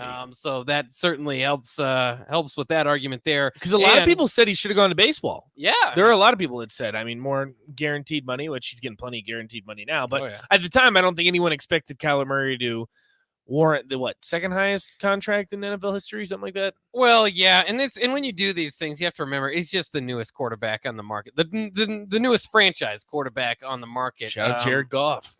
Yeah, that's right. That's why because usually I understand the argument that he's not a top 10 quarterback and all that, but he's 24 years old. And he was a former number 1 pick by Arizona. They finally have a franchise quarterback. They lock him down. He's been to the Pro Bowl each of the last 2 years. He, as well as the Cardinals, have faded very badly the last 2 years. Depends on who you want to blame, I suppose, for that. I could go more towards Cliff Kingsbury. I probably would too. More than anybody else. So I doubt that Cliff Kingsbury makes it to the end of Kyler Murray's contract here. But where do you fall on this? Because you were kind of poking and jabbing at me while I'm celebrating. I think it's terrible, to be honest with you. And I'm sorry, Bach, and I know you took a couple jabs back at Matt Ryan. Well, Matt Ryan is that's right. Matt Ryan isn't the long-term answer. You take him for now. It's not a long-term deal. You see if maybe he can make a splash in the playoffs. This is the problem. And Strick and I have talked about this too, and pretty extensively, is when you pay a quarterback like that, it completely straps your team. Look at the recent Super Bowl champions. A lot of the time it's a rookie contract quarterback, not rookie quarterback, but they're on their rookie contract, maybe on their second contract. And when you pay a guy this much, there's a salary cap in the NFL and it just straps the rest of your team. And for Kyler Murray, it's not like it's a Patrick Mahomes or Josh Allen situation where you're getting paid because Patrick Mahomes won a Super Bowl and the Buffalo Bills made it to the AFC Championship game after not going to the playoffs for 16 straight years. There's a history there, and you're actually reaching the top tier of the sport. You're reaching the championship games either in your conference or the ultimate goal, which is the Super Bowl. Kyler Murray hasn't done either of that. He's gone to the playoffs once. And last year, when he went to the playoffs, it was a complete dumpster fire. Well, people were comparing him to Carson Wentz, for crying out loud. And as a Colts fan, I'll be the first to tell you, Carson Wentz is terrible. So I'm not going to put him. He's not great. I'm not going to put him in Carson Wentz category because I think that's disrespectful. But in no way, shape, or form is this going to get you anywhere closer to a Super Bowl or a conference championship game. And to be honest with you, when this all plays out and you can't really pay anyone on your defense or your offensive line, I wouldn't be surprised in the next couple of years the Cardinals aren't even a playoff team. It helps they're in the NFC. The NFC is significantly weaker. Their division is a little bit tougher. But I to be honest with you, Bach, I don't know what you're going to do with the Cardinals because it's not like you're going to woo a free agent to come to Arizona. Yeah. And Generally. normally you would think the Cardinals holistically as a team are not bad enough to be in the lottery or whatever they call. I don't know if they call it the lottery in the NFL, but there's no lottery. A top 10 pick. Right. So you're kind of screwed. I understand why they did it and that they probably had to do it, but under no way, shape, or form do I think they're a Super Bowl contending team at all. Well, I don't know if the goal is to be that now. For what it's worth, they lost the NFC West in the last week to the Super Bowl winners. So they were, they're kind of right there. But it's tough division. But it's been the same thing the last couple of years is they just fall off in the second half of the season. Is that a Kyler Murray problem? That's something you would start to worry about. But the team was built around him having a rookie contract. Right. Now you have a contract that demands, $46 million a year? There are other areas in the team that are going to be hurt because of that. You can look at the Kansas City Chiefs. When Patrick Mahomes got his contract, you're still going to the AFC Championship game because you have Patrick Mahomes, who's the best quarterback in football. I think when it's all said and done, probably going to be one of the best quarterbacks of all time. And even then, if you're the Kansas City Chiefs, you have to get rid of a Tyreek Hill. You have to blow up the defense. There's just things that happen when you pay a quarterback this type of money. And if he's not a top 5 quarterback, you just can't do it. You can't let Kyler Murray walk if you're the Cardinals. That's the problem. That's right. the issue. Yeah, you're kind of stuck. Yeah, trust me, the Cardinals didn't. They've battled all offseason to try to get him to play his final year of his rookie deal and not have to do this. He's threatening holding out and stuff like that. I understand he's not a top 10 quarterback now, but what is he, 12, 13? He's been in the MVP race again when the Cardinals were winning in the first half of the season. He's closer to the middle tier than the top tier. He is, but he's 24 years old, and he's certainly one of the guys with the highest potential in the league from that tier. I don't know about that. You don't think he's 24 years old? I understand that, but again, you have to look at the quarterbacks that are demanding this type of money. The quarterbacks that are demanding this type of money recently, Aaron Rodgers, which I don't agree with, but Aaron Rodgers is a back-to-back MVP. Okay, I understand that. We can get behind that. Patrick Mahomes was setting records for the Kansas City Chiefs and winning Super Bowls. But they didn't sign Josh Allen is going to historically, other than those 4 Super Bowls that they went to straight and lost, sorry, Bills fans, a terrible team. You went, 13, 14, 15 years without making the playoffs. You have a guy that sends you the AFC Championship game. Those, sure, I understand. A quarterback that's been to one playoff game and played like Carson Wentz, and Texter says too, what quarterback are you going to get? That's the problem. And right. I'd rather have you answer that as the Cardinals fan, because I understand that you want Kyler Murray. Listen, but does that not worry you? The Browns brought in Josh Rosen and AJ McCarron today for workouts. Okay, well, who's the backup? If Colt you McCoy? Really want to, it's actually who is the backup with the Browns? No, with the Cardinals. Oh, the Colt Cardinals. McCoy? It is Colt McCoy. Actually, stepped in pretty well last year. So that's why I know some people call me a Texas fan because I cheer for Colt McCoy, but he's on my Cardinals. It was fair. Yeah, it's fair. And he did pretty well last year when he was able to step in. It just is. It's not. That's where I think the disconnect is there at times with NFL fans, and depending on how much you think into it, is it's not necessarily he's getting the second highest paid quarterback in the league now. That doesn't mean that they expect him to be the second best quarterback in the league. That means you've got a franchise quarterback. And if you've got a franchise quarterback, when it's Kyler Murray, Derek Carr, who once signed a deal that was pretty high as far as tops in the league, Dak Prescott's done it, Matt Stafford's done it. At no time did those teams think we're getting a top 5 quarterback or we're getting a top 3 quarterback in the league. They just thought, here's a quarterback we believe we can win with, build around. Like you said, it doesn't help. It hurts kind of the rest of the locker room as far as getting, depth and in every position filled out. But it's just the nature of things. When you're up and you have to pay a guy that you believe is a franchise quarterback. The other part of this, too, is it's a 5-year deal. It's not a 10-year deal like Patrick Mahomes. Which is fair. And for a guy smaller stature, running games heavily factors into his, his appeal. And so any shot could end it. That's the danger in Kyler Murray to me, is that all his potential, a lot of it, all the reason the defensive coordinators are always worried about him scrambling. That's what partially makes him so effective. If you take that away, does he have the arm to necessarily make up for it down the line? That's where I'm worried if I'm a Cardinals fan. But I worried about that from day one, and so far he's made it. 24 years old. I think he's just next up in line. as far as, the next quarterback that's a franchise quarterback that deserves the money. And so when you look at it, I'll also remind you this: Deshaun Watson, a better quarterback, he got a $46 million deal, 5 years, Okay, $230 million guaranteed. Basically the same deal as Kyler Murray. So you tell me. At least one guy you know is going to be on the field. Right. I'll give you that. But here's my, I guess, best comparison or hypothetical that I could give you. Say you took Matt Ryan, which is the butt of the jokes that we want to use because obviously a Colts versus Cardinals fan. The Colts, by the way, on Christmas Day won last year, Bach. Make sure you remember that. You put Matt Ryan on that Cardinals team right now. You just flop Kyler Murray and Matt Ryan. I don't think any team is getting better.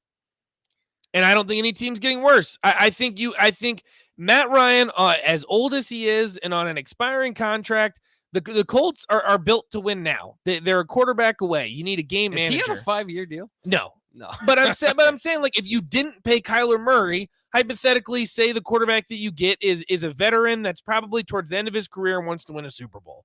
You put in Matt Ryan.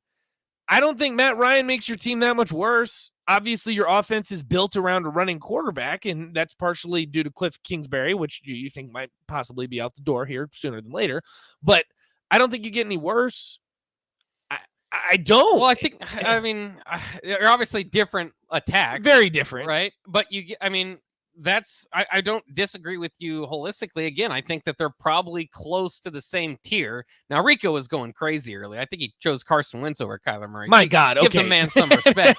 And I would I don't know. Part of it is the youth factor. I'm sure part of it that, Atlanta.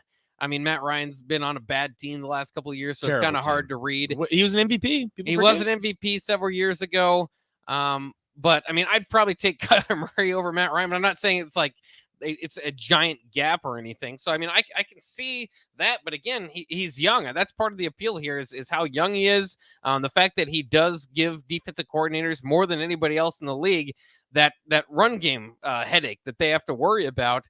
And again, the worry to me was not how this contract's going to hurt the team, because obviously it does hurt what you can do in free agency. But the worry to me was the Cardinals.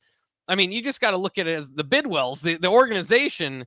The only time that they've been relevant over the last several years is going to get a guy at the end of his career in Kurt Warner and Carson Palmer. I've said it before. It worked. They had Matt Leinart and Kevin Cobb's, experiments in between there. But that's my point, though, is Kurt Warner, the last time that the Cardinals went to the Super Bowl, and by the terms of the NFL, making the playoffs, being successful, getting to the Super Bowl, the last time that happened was with Kurt Warner, who was on his way out the door.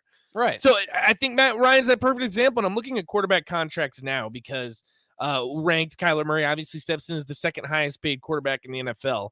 And I dropped down to Matt Ryan at 13, and then at 14 is Ryan Tannehill.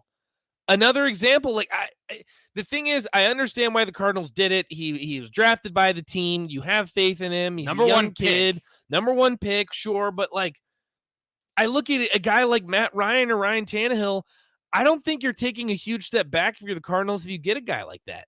Obviously, it's easier said than done, and the Colts had to trade away some assets to get Matt Ryan, and Ryan Tannehill would probably demand a higher value than when he left the Dolphins. Right. But I don't know, and that's why it's so difficult to judge the NFL in its quarterback situation, because you can look at last year alone. Matt Stafford left the Lions and was instantly a quarterback. It was a Super Bowl champion. Right. And then you look at the Cincinnati Bengals, who are a great team, and they have a quarterback on a rookie contract. And I'm worried about. I think the Bengals are a perfect example too. You're going to prioritize Jamar Chase and Joe Burrow, and then what? This team that you've built that's good enough to make it to the Super Bowl, you're going to have to blow up. You just can't pay everybody. So it's interesting. I'm glad that you're happy. I'm glad that you're excited. You're obviously far more invested in the Cardinals than I am, and I hope it works out for you. I don't think long-term that probably was not the best idea. I don't think so. But take Kyler Murray off the Cardinals. What are you building around? What is your future? This is what you invested in. You took Kyler Murray with the first overall pick 1 year after taking Josh Rosen in the top 12. My God. Which you can make fun of the Rosen pick, but he dropped to them. It was at the time You're right. Looked like a good deal. And they that's a historic choice to say we drafted a quarterback in the top 15 last year. We're bailing him already. We're taking this guy. Rightfully so. They see a lot in Kyler Murray, and at times, again, each of the last 2 years, after week 7 or 8, you're talking about an MVP candidate. So don't tell me that he's not, at a level above the Jared Goffs or the Ryan Tannehills of the world. He's only going to grow. He's going to get better as long as the injury situation you worry about a little bit. It's not an injury that he has. It's just his play style of taking hits. But that's why I like it to be a 5-year contract. Let's run through here real quick what each guy's going to make this upcoming year, because it's kind of crazy when you run through it. Aaron Rodgers, we mentioned, number 1 at $50 million. Kyler Murray now at 46. Deshaun Watson at 46. I'll just let you get to your own opinion on that. Patrick Mahomes at 45. So they're all kind of in this same category. Josh Allen at 43. Derek Carr is at $41 million. I didn't agree with that one either. I was going to say, you're telling me that you want to save $5 million and get Derek Carr, but it's a 3-year contract as what it is with the Raiders. Dak Prescott also at 40. Stafford at 40. Who won a Super Bowl? Kirk Cousins at 35. Don't even get me started on that. Russell Wilson seems like a bit of a steal there at $35 million with the Broncos. The Jared Goff's at 33.5. Carson Wentz with the Commanders is at $32 million. Matt Ryan now at $30 million. Tannehill that's my point when I bring up these guys, is that you're $15 million lighter than Kyler Murray. That's the only thing that I'm mentioning. Yes, I'd rather have Kyler Murray. I think that he has more potential. He's probably a better quarterback, but at what cost? But at what cost? Joe Burrow's making $9 million this year. Yeah, you'd rather have Joe Burrow at $9 million. Well, he's a rookie. But that's what I'm saying. When Joe Burrow and Justin Herbert, who's still only making $6.6 million per year, when their contract comes up, they're going to say, hey, you know what? Maybe we're not top 5 quarterbacks either, but we want top 5 quarterback money. And that's it. So the Cardinals are just doing what everybody else has to do, which is when your franchise quarterback comes up, you pay him top dollar. Which, again, I understand that you have to do. It's just tough, man. Like I look at these other contracts and Ryan Tannehill at $16 million cheaper. Like, I think you don't want Ryan Tannehill more than Kyler Murray. I'm not saying that, but I think you have the same result. I think next season, if you put Ryan Tannehill on the Cardinals and Kyler Murray on the Cardinals, you're going to have the same result. That's ludicrous. If the Titans were the number 1 seed in the AFC based on Derrick Henry most of the time. Last year he did get hurt. So you have to give Tannehill a bit of credit, but that offensive line in Arizona is not built for Ryan Tannehill. And I understand that, and that's part of the problem, is that you can't really do something like that. But again, you have a team in the Titans that was the number 1 seed in the AFC with a Ryan Tannehill, and then say you put that on the Cardinals. That's just kind of an idea of what you can get. Yeah, Derrick Henrys don't grow on trees, but for crying out loud, like, if a quarterback like Ryan Tannehill can get $30 million and elevate your team to the number 1 seed in the AFC, and Kyler Murray can only go to 1 playoff game, but then gets paid the second highest contract in the history of the sport, it's just very bizarre. Your underdog story of Matt Stafford leaving the Lions is still getting $40 million a year. I mean, which is 5 less than Kyler. Which I put Matt Stafford probably in the category of top 5, definitely top 10 quarterbacks. I don't put Kyler Murray in that discussion. Yeah, I mean, I don't put him in top 10, but I mean, what you're talking about 12 here, and again, you're projecting down the line. He's 24, going to be 25 going into the season, and you've already invested so much into him. Let's look at, you mentioned the top 10 quarterbacks in the league. They surveyed execs, coaches, scouts, and players. The list comes up with this. So Kyler is not on that list. Dak Prescott came in at number 10. Deshaun Watson, when available, comes in at number 9. Number 8 is Russell Wilson. Number 7 is Justin Herbert. Number 6, they got Matt Stafford. So that's pretty high. I think that's a recency bias, but whatever. I think that sounds about right. I think 5 and 6 are about the same. Don't let the lines dissuade you. Don't let the lines dissuade you of that nonsense that Matt. I would put Russell Wilson and Justin Herbert above Matt Stafford and Joe Burrow. That's just me. Okay. Number 4, they have Tom Brady. Number 3, Josh Allen. Number 2, Patrick Mahomes. And number 1, Aaron Rodgers, who doesn't win playoff games, but his MVP. Fair. So it's just kind of, it's fascinating once you get into that. If you're talking about honorable mentions, they also have Lamar Jackson, Derek Carr, and Kyler Murray. So that's what you're talking about. Like I said, maybe not a top 10 quarterback. Maybe we get so invested in top 10, but top 12, top 13, How far away is he as far as tiers, which we usually get into a little bit more than Dak Prescott? I mean, if you told me Dak Prescott or Kyler Murray, I'll admit Dak Prescott, I mean, right now might be close. I mean, it's a wash. Better passer, but I if I'm building into the future, I'm kind of giving up a little bit on Dak's ceiling and think Kyler's got a higher one. I'd take either. I don't think it's just kind of a net even for me. Adam says I would take Tannehill and use that extra money to get a good wide receiver, running back, or even upgrade the line rather than just Kyler Murray. And I think that's kind of where I'm getting at. And it's just, but I do understand where they you're have coming Hopkins, from. Hollywood Brown. They did Hollywood Brown for a first. God, that was a terrible trade. But odd one. Again, it's very bizarre that you had to give up a first to get Hollywood Brown. I think you probably could have given up like a third and probably got him. Or you could have just got one of the 6 wide receivers drafted. Exactly. But again, he's proven he knows what he can do. He's Kyler's buddy from college is what it was. And that, obviously, I would have to probably agree with Adam on that one. But it's also easier said than done because you got to remember when Tannehill left the Dolphins and left Adam Gase, for crying out loud, he was not looked on as a good quarterback. No, it was you were taking a mediocre look how well quarterback he's and done, helping. and he's not getting a vote in a top 13 choice. That's what I'm saying. Tannehill's and not he hasn't at that come level. anywhere close to winning a Super Bowl. The quarterbacks that win Super Bowls are top 10 quarterbacks historically. Joe Flacco, Eli Manning, Eli Manning. We got some arguments but there. recently it's been top tier quarterbacks. Even Joe Burrow, second year guy. And he was what fifth on that list, but he's going to a Super Bowl. You got to have a good quarterback in the NFL, man. Well, you gotta talk to me in week 8 when Kyler Murray's in the MVP race, and then don't talk to me by week 17 because then it'll be a wash. Right. We'll take a quick break. When we come back, we'll reach out to Strick. Hopefully, Eric Strickland, the man, the myth, the legend, the Husker Hall of Famer, will join us next year on the block.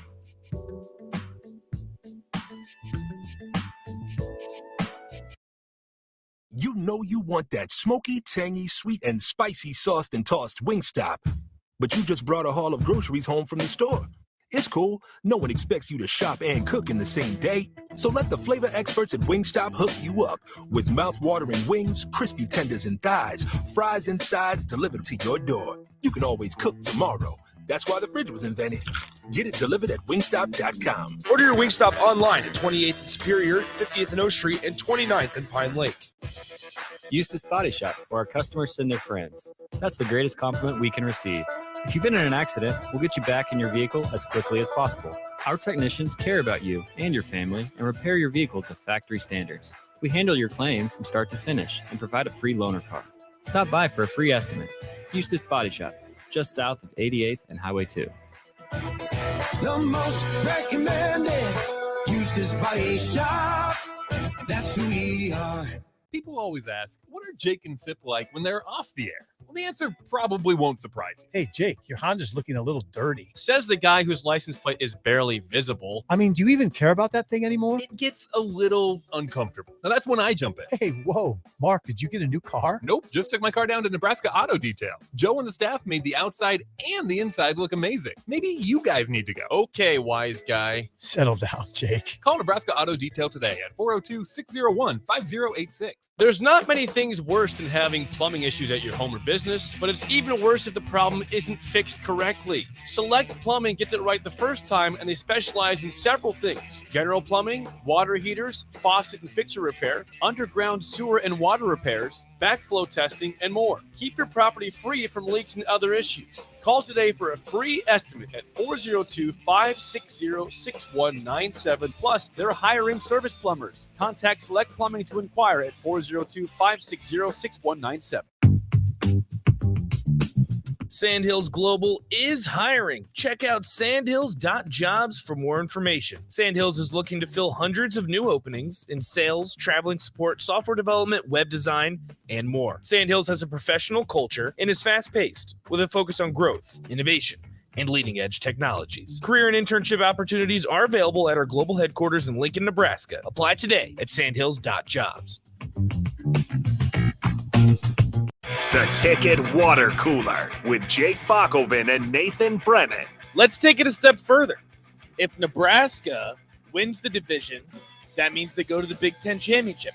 They win the Big Ten Championship, that means they go to the playoff. They go to the playoff, now we're cooking with gas. I don't agree with you. I don't know what to tell you. That's ridiculous. Weekdays from 3 to 4 on 93.7 The Ticket and theticketfm.com. There are a lot of realtors in Lincoln, but don't get overwhelmed by all the names. Ben Bleicher with Professional Realty Group of Woods Brothers Realty is your go-to option when buying or selling residential and commercial property. Ben Bleicher's team offers unbeatable customer service and promises to make the buying and selling process as stress-free as possible. Call Ben today at 402-419-6309 for all your real estate needs. That's 419-6309. Ben Bleicher with Professional Realty Group of Woods Brothers Realty. No pressure, just professionalism. Hello, everybody. Charlie Stone here. And through the years, as I've gotten to know Andy Goodyear, general manager of Honda of Lincoln, quite well, one of the things that I have really liked about Andy is you will always get honest, straight talk from him. Joining me now, Andy Goodyear. What's the latest news at Honda of Lincoln? As I've said before, when you drive by Honda of Lincoln, you may not see the new vehicle you're looking for, but on the way we have more than 300 new cars to choose from, so don't hesitate to stop in or go shop online. I know that used cars are big right now. What can you tell us about it? We have a great selection, Charlie. More than 125 to choose from. And what I want people to know is we sell more than just Hondas. All makes and models, right? All makes and models, cars, SUVs, truck, with fresh trades arriving daily. If you're looking for something other than a Honda, we just might have it. Come experience the Honda of Lincoln way of doing business, 27th and Yankee Hill Road, or online at hondaoflincoln.com. I grew up hearing that women are bad with money. But like many of you, I spent years paying bills, managing checking accounts, and taking care of my family. So turns out women are pretty good with money after all. And now I'm taking control of my financial future by saving for retirement. It's never too late to start, and there's a great website to help you. Check out WeSaySaveIt.org and jumpstart your retirement savings on your budget and your timeline. That's WeSaySaveIt.org. Brought to you by AARP and the Ad Council. Back to On the Block with Strick and Bach on 93.7 The Ticket and theticketfm.com.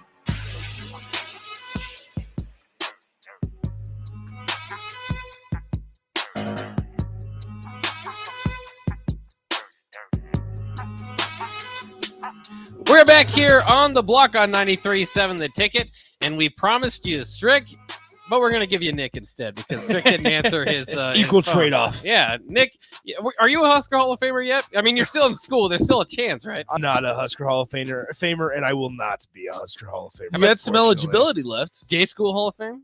Probably not. Probably not. Unfortunately. There's nothing I can do about it, though.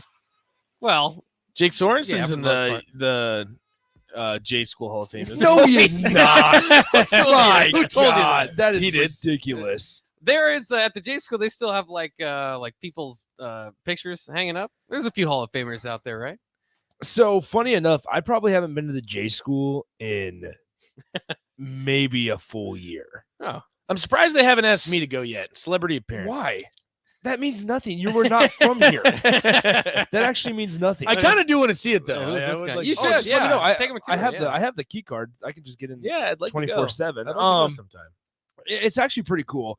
However, yeah, I have not been there. I rarely go because ever since COVID hit, I've just had classes online, obviously because of COVID. Well, then I got the job here, and in January, obviously, I started working full time. Yeah, and so I was like, I just need online classes. Can we hear you on KRNU once in a while? No, never. The only Hasn't time, happened? so the only time I ever did KRNU was actually the semester that COVID shut everything down, and the class I was taking, it was broadcasting class. They gave you a 2-hour radio shift every week, obviously, like just being a normal DJ. And my shift was 3 to 5 p.m. on Fridays. Oh, that's a good shift. So That's a good shift. Yeah, Yeah. it's a good shift. And so I just rolled over to the J School, but then I only got like 4 shifts in before COVID shut everything down. That's a good shift. I mean, think about it's for drive a time. college kid, It's yeah. drive time. Oh, well, I guess in that aspect, I was saying I specifically never scheduled Friday classes. I had self-awareness. I wasn't going to go. Well, so like, here's the thing. I mean, when you're living on campus, and I lived on campus my freshman year, haven't since then. Dorms? Yeah. Nice. I regret it. Anyway. What do you mean you regret? Every freshman no, should live in the dorms. I don't regret actually living in the dorms. I regret now looking at how much I owe. Yeah, you're gonna have to pay for the dorms quite a bit. Well, yeah. The dorms cost more than the rest of my school. Well, yeah, you live there, dude. I mean, take out rent. I don't know from if paying you, elsewhere. If you think about it, no, it's a lot. It's ridiculously expensive. But it's the college experience. Exactly. It is. I stand by and that. granted, like when college game day came to town, that was my freshman year, and it was a blast. I mean, it was awesome. Those apartments down too. Like Nebraska housing is getting very cool. Yeah. Oh no, they're it's cool. I mean, downtown is. I mean, it's good atmosphere. I'll be happy with my house though. 10 minutes away from downtown. Yeah. So shout out KRNU, my second favorite station. Yeah. Other than the then I wonder if they've upgraded their music because like obviously it doesn't have like licensed music. So it doesn't have the stuff you hear on other local stations. Is it local bands? So it's local band, a lot of local bands, a lot of alternative stuff. Nice. Did not know a single song that I played. So you didn't do any sports radio on there? No. My first sports radio. This is it. Oh, this is it. Yeah, that's how I was in college too. Obviously I interned with DP and so when I asked Mark for an internship here. Not that anybody really cares. Sorry, guys. But when I asked Mark for an internship here, he's like, listen, we don't have a spot, and they're like, let's just put you in the midday slot with DP and Tom. I was like, all right, whatever. And then that's just how I kind of got started. Somebody's calling. Let's see if it's Strick. Strick, is this you? Yes, it's Strick. All right. Oh, hey! All right, we're kicking Nick out. The other then. Husker Hall of Famers out. Strick, we replaced you with Nick because we didn't contact you quite yet, but now he's out and you're in. How's it going out there? Good. Beautiful day in Omaha today. Loving it. Yeah, I'm sure it's pretty close to Lincoln. A lot.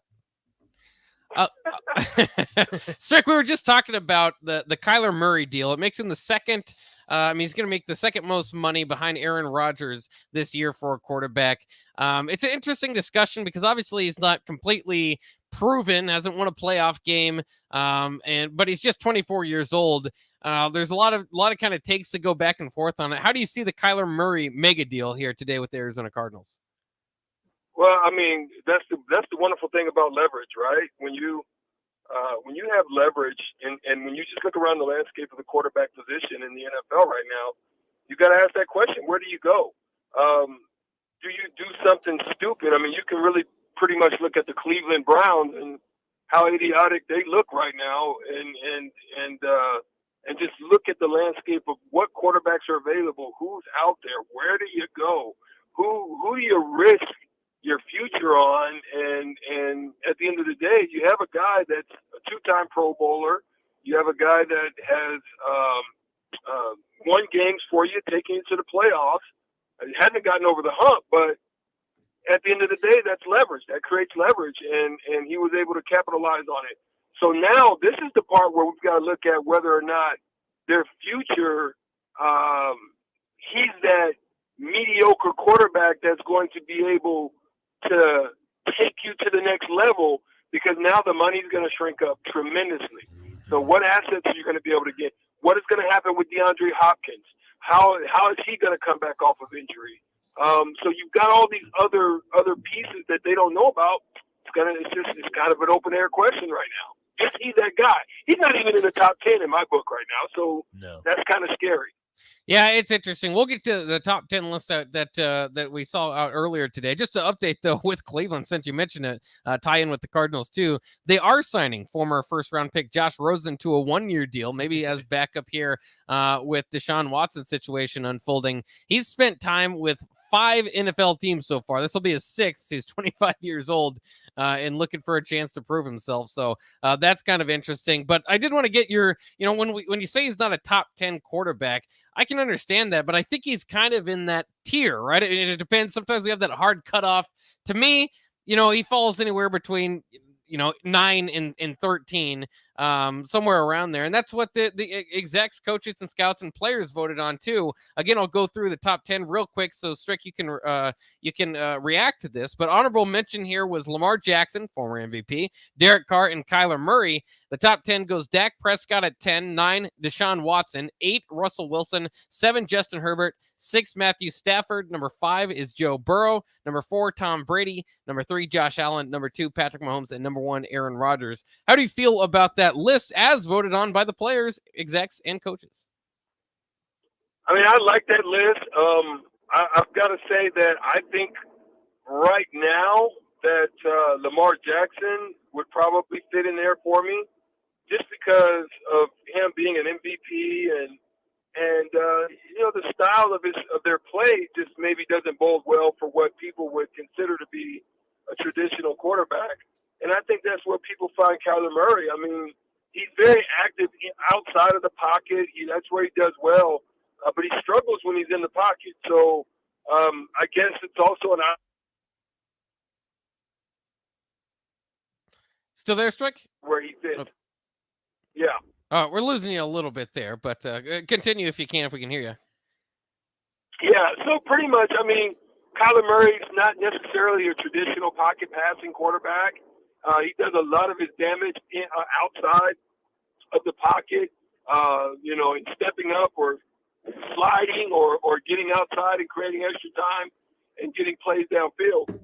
But he struggles in the pocket, and so I think that's where you have to decide on what do you consider and what are the metrics you have for quarterbacks like Kyler Murray and Lamar Jackson. But that's where Dak Prescott's a little bit better in the pocket. And so is that what you're looking at? Are you looking at just traditional pocket guys who have the ability to scramble, or are you looking for guys that have a unique skill set like them and just don't consider them to be your traditional passers just because of their abilities to run? Strick, I know that we talked about this pretty extensively a couple weeks ago, and the argument that I always made was Eli Manning and the Joe Flacco and how it's kind of evolved from that. And if you don't have a top 10, in some cases, top 5 quarterback, you have no chance of winning a Super Bowl. But Bach brings up the point that Kyler Murray is still 24 years old, about to turn 25 here in August. Do you think Kyler Murray can ever elevate his game up into that top 10? And if he doesn't, do you think they have any chance of making a Super Bowl run? I think this is a major crossroads. It's going to be a crossroads that's going to determine a lot, and I think they have to make some noise now. Like, if they don't do it now, they're in trouble for the next years to come, because once that hits the salary cap, it's gonna minimize their opportunities in so many ways. And so therefore, you still got guys that are raising the bar out of Cincinnati, still on rookie contracts probably for another few years, and Josh Allen one more year or so, and so you got 2 years before he kicks in, and obviously the greats and other great assets had moved on. Now they're in Denver, like they're in not Oakland, but they're in Las Vegas now. So you've gotten a lot of different assets that are elsewhere, and do they have those pieces to good in the regular season? I just haven't seen much success for them in the postseason and when they get toward the end of the season. If that changes, it's got to happen this year, I think. Strick, switching to a topic here in college football. I don't know if you saw it, but Pitt coach Pat Narduzzi had quite a bit to say, not only about the ACC and the Big Ten and the SEC as it all relates, but also Mark Whipple. He called him his former offensive coordinator, a reminder, who helped him win the ACC title last year. He called him stubborn with no desire in running the ball. Do you think that's just sour grapes, or what do you think's going on with Narduzzi throwing shade at his ex-coordinator? Oh yeah, that's interesting.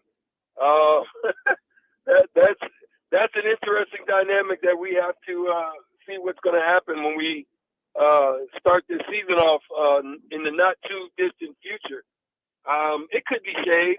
It could be shade that kind of went for what many would think would be greener pastures, although they're having success there at Pitt. But it's not necessarily a destination place. Maybe looking down the recruiting spectrum, I don't see that being an issue. I just see maybe there were some differences of opinions and maybe he's throwing a little shade. That's what it seems like to me. But we'll see. We'll see how that comes and what that relationship looks like between Whipple and Scott Frost.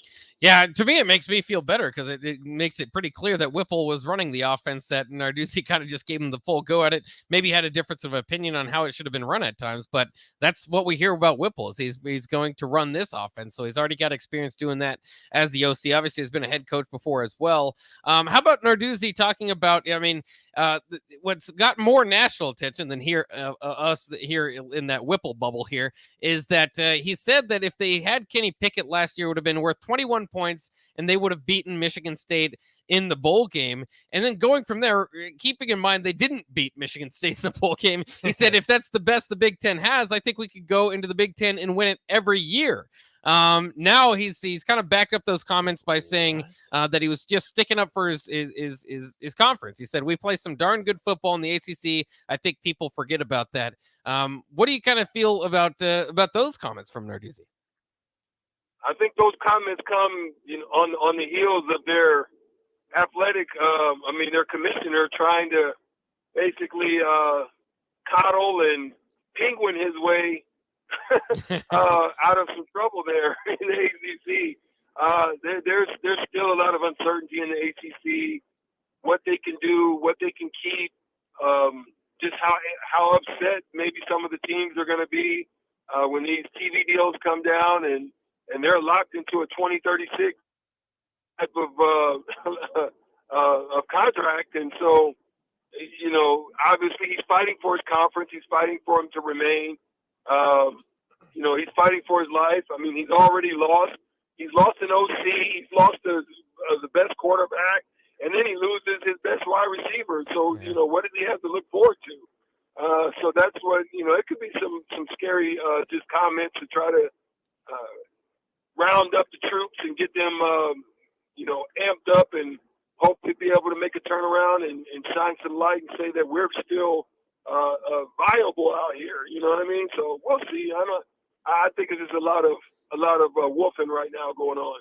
Excellent stuff from you, Strick, once again. And before we let you go, you will be back on the block tomorrow, but let us know, let the listeners know, I suppose, out there what you'll be doing and maybe some of the guests that you might be able to bring on. Yeah, I'm going to be out in Fall City. Coach Reed, who used to coach at for the Central Eagles, a great friend of ours, Cluster and I, and invited us out to a wonderful event there for Life Medical Centers and just raising money for, just community centers to be able to help out in medical issues and needs. And so there's going to be like Steve Taylor's going to be out there, Mickey Joseph. They're going to be sending some people my way. We'll be able to pull some of them aside as they come off different turns and just have some discussion, hopefully, and talk a lot of Nebraska football as we're about almost a little under a month, about a month away now. So it'll be fun. It'll be fun. Hopefully it won't be too hot. I won't be blazing that much. All right. Very cool stuff. Thank you once again, Strick, for giving us a few minutes of your day, and we'll talk to you tomorrow. All right, man. See y'all tomorrow. On the block. We'll be there. All right. There he goes. Of course, that's Eric Strickland, the Husker Hall of Famer, longtime NBA vet, but most importantly, co-host here on the block. We'll take a quick break. When we come back to wrap up the show, kind of interesting things going out there with the Miami Hurricanes. The turnover chain not coming along with the new group, the new Mario Cristobal's coaching tenure. He says it's not part of their culture. That's exactly their culture. We'll talk about that next, coming up next year on the block on 93.7 The Ticket.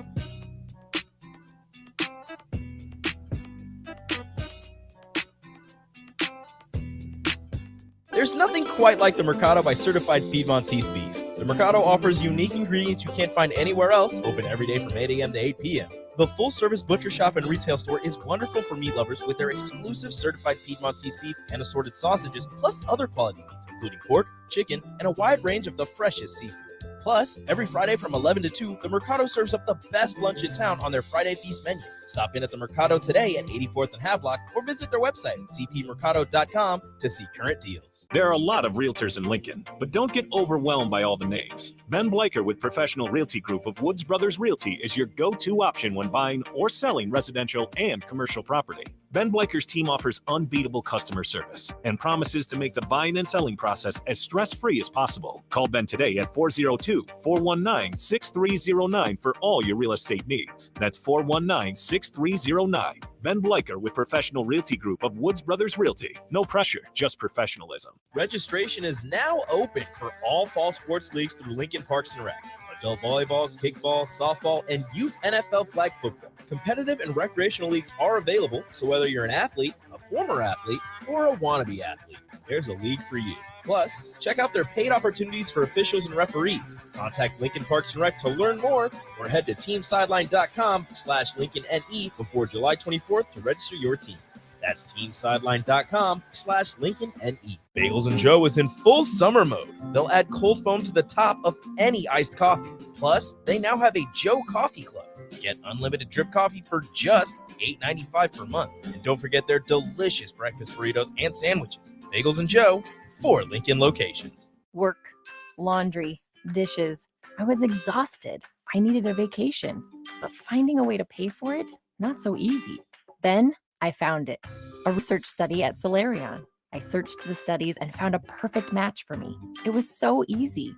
I earned cash for the study and booked that vacation. Plus, I made an impact on medical research.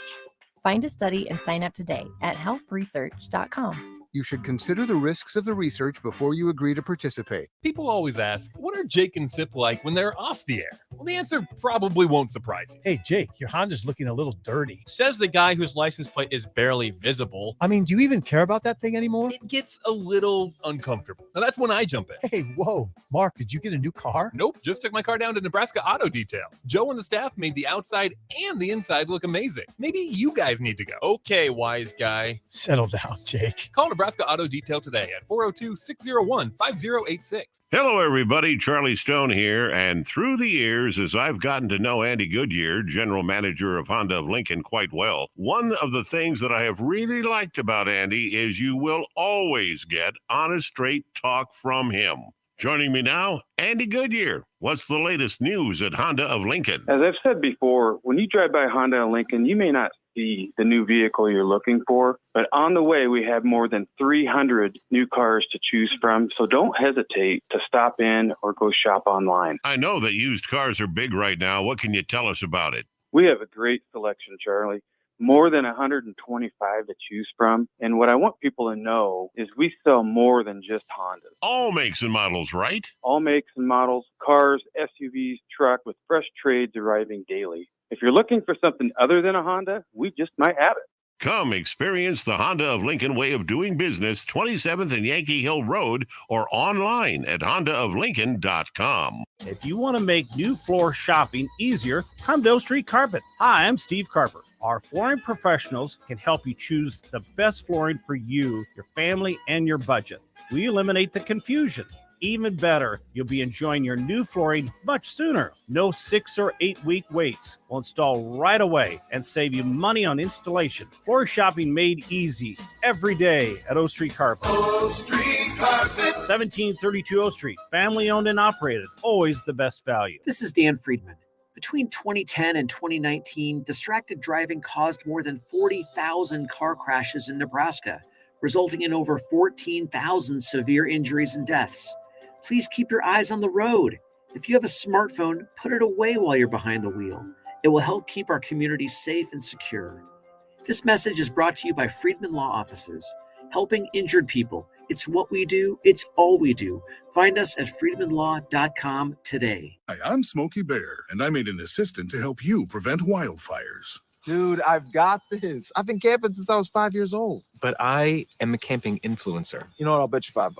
Assistant Smokey, what is the best way to put out a campfire? To put out a campfire, drown with water, stir, drown again. Then make sure the fire is out cold by feeling with the back of your hand. Wait, really? I'll take the $5. Learn more at SmokeyBear.com. Brought to you by the U.S. Forest Service, your state forester, and the Ad Council. Back to On the Block with Strick and Bach on 93.7 The Ticket and theticketfm.com.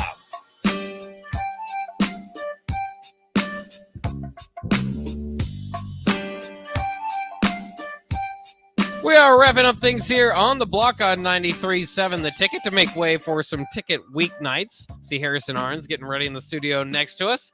I got two more stories to get to before we're done. And interestingly enough, the turnover chain is not going to be a part of Miami football. I know you're pretty high on Miami football. I am too. With Mario Cristobal coming over from Oregon, Josh Gaddis coming over as the offensive coordinator as well. Van Dyke's still there. Yeah. Van Dyke, a Heisman. Possible. They've got some talent there as well. And obviously the NIL money, the NIL change has certainly helped the Hurricanes. Unfortunately, they're not bringing the turnover chain, which he says it's not part of their culture. That's the most Miami culture. I was about to say, that's the most Miami thing I can think of. Yeah. But I think he's trying to get him back a little bit straighter, which I think Mark Richt, they've had so many coaches over the last 12 years. It's hard to remember which one of them. One of them kind of went, that idea like we're going to wear khakis and dress up going to the games. And which is interesting because Mario Cristobal, if I remember correctly, played for Miami when Jimmy Johnson was the coach. Yeah. When it was like the U and the whole Catholic shebang. And it was yeah. just like the theater and we're going to be in your face. And which is very fascinating that he does that, which I guess maybe he's trying to change the culture in Miami because obviously what they've done lately certainly hasn't worked, especially Manny Diaz, which was maybe outside of Mike Riley, the biggest head scratcher of the last decade from a head coaching standpoint. But I don't know. And I don't really care. I can't stand Miami. There's no team worse than Miami.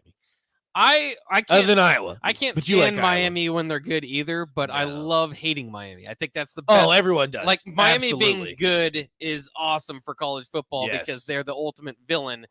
And part of it is because they are cooler than you. Like that. You have to understand they're in one of the best cities in the world. Everybody would love to go to Miami and be that arrogant and look down on everybody.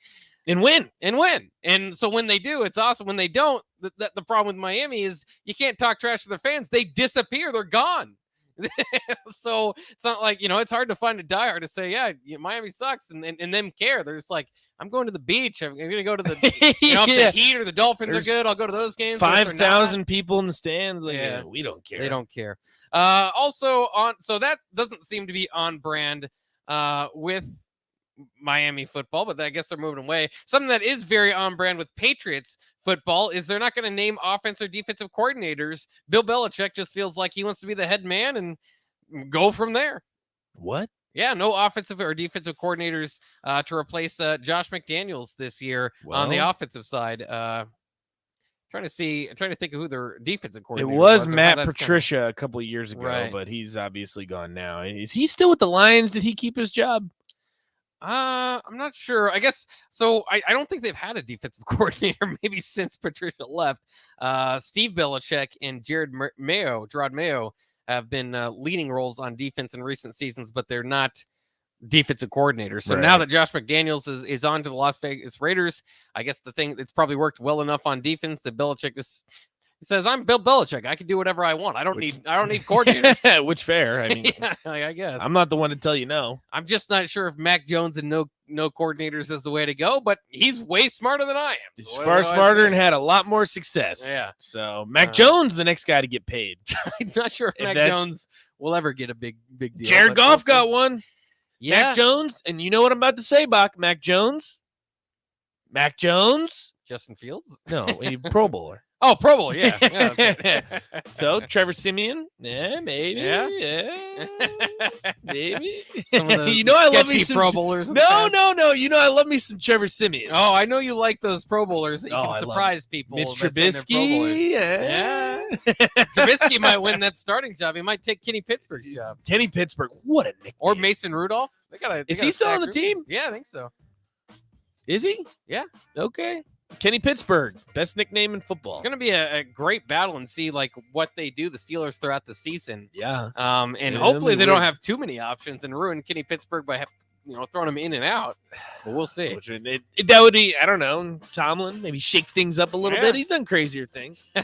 Big Mike Tomlin fan. We'll take a break. Ticket weeknights will be coming up next. That'll wrap it up though for On the Block. Stay tuned. And once again here on the Ticket for Ticket weeknights. We'll see you tomorrow. Have a good evening. Work, laundry, dishes. I was exhausted.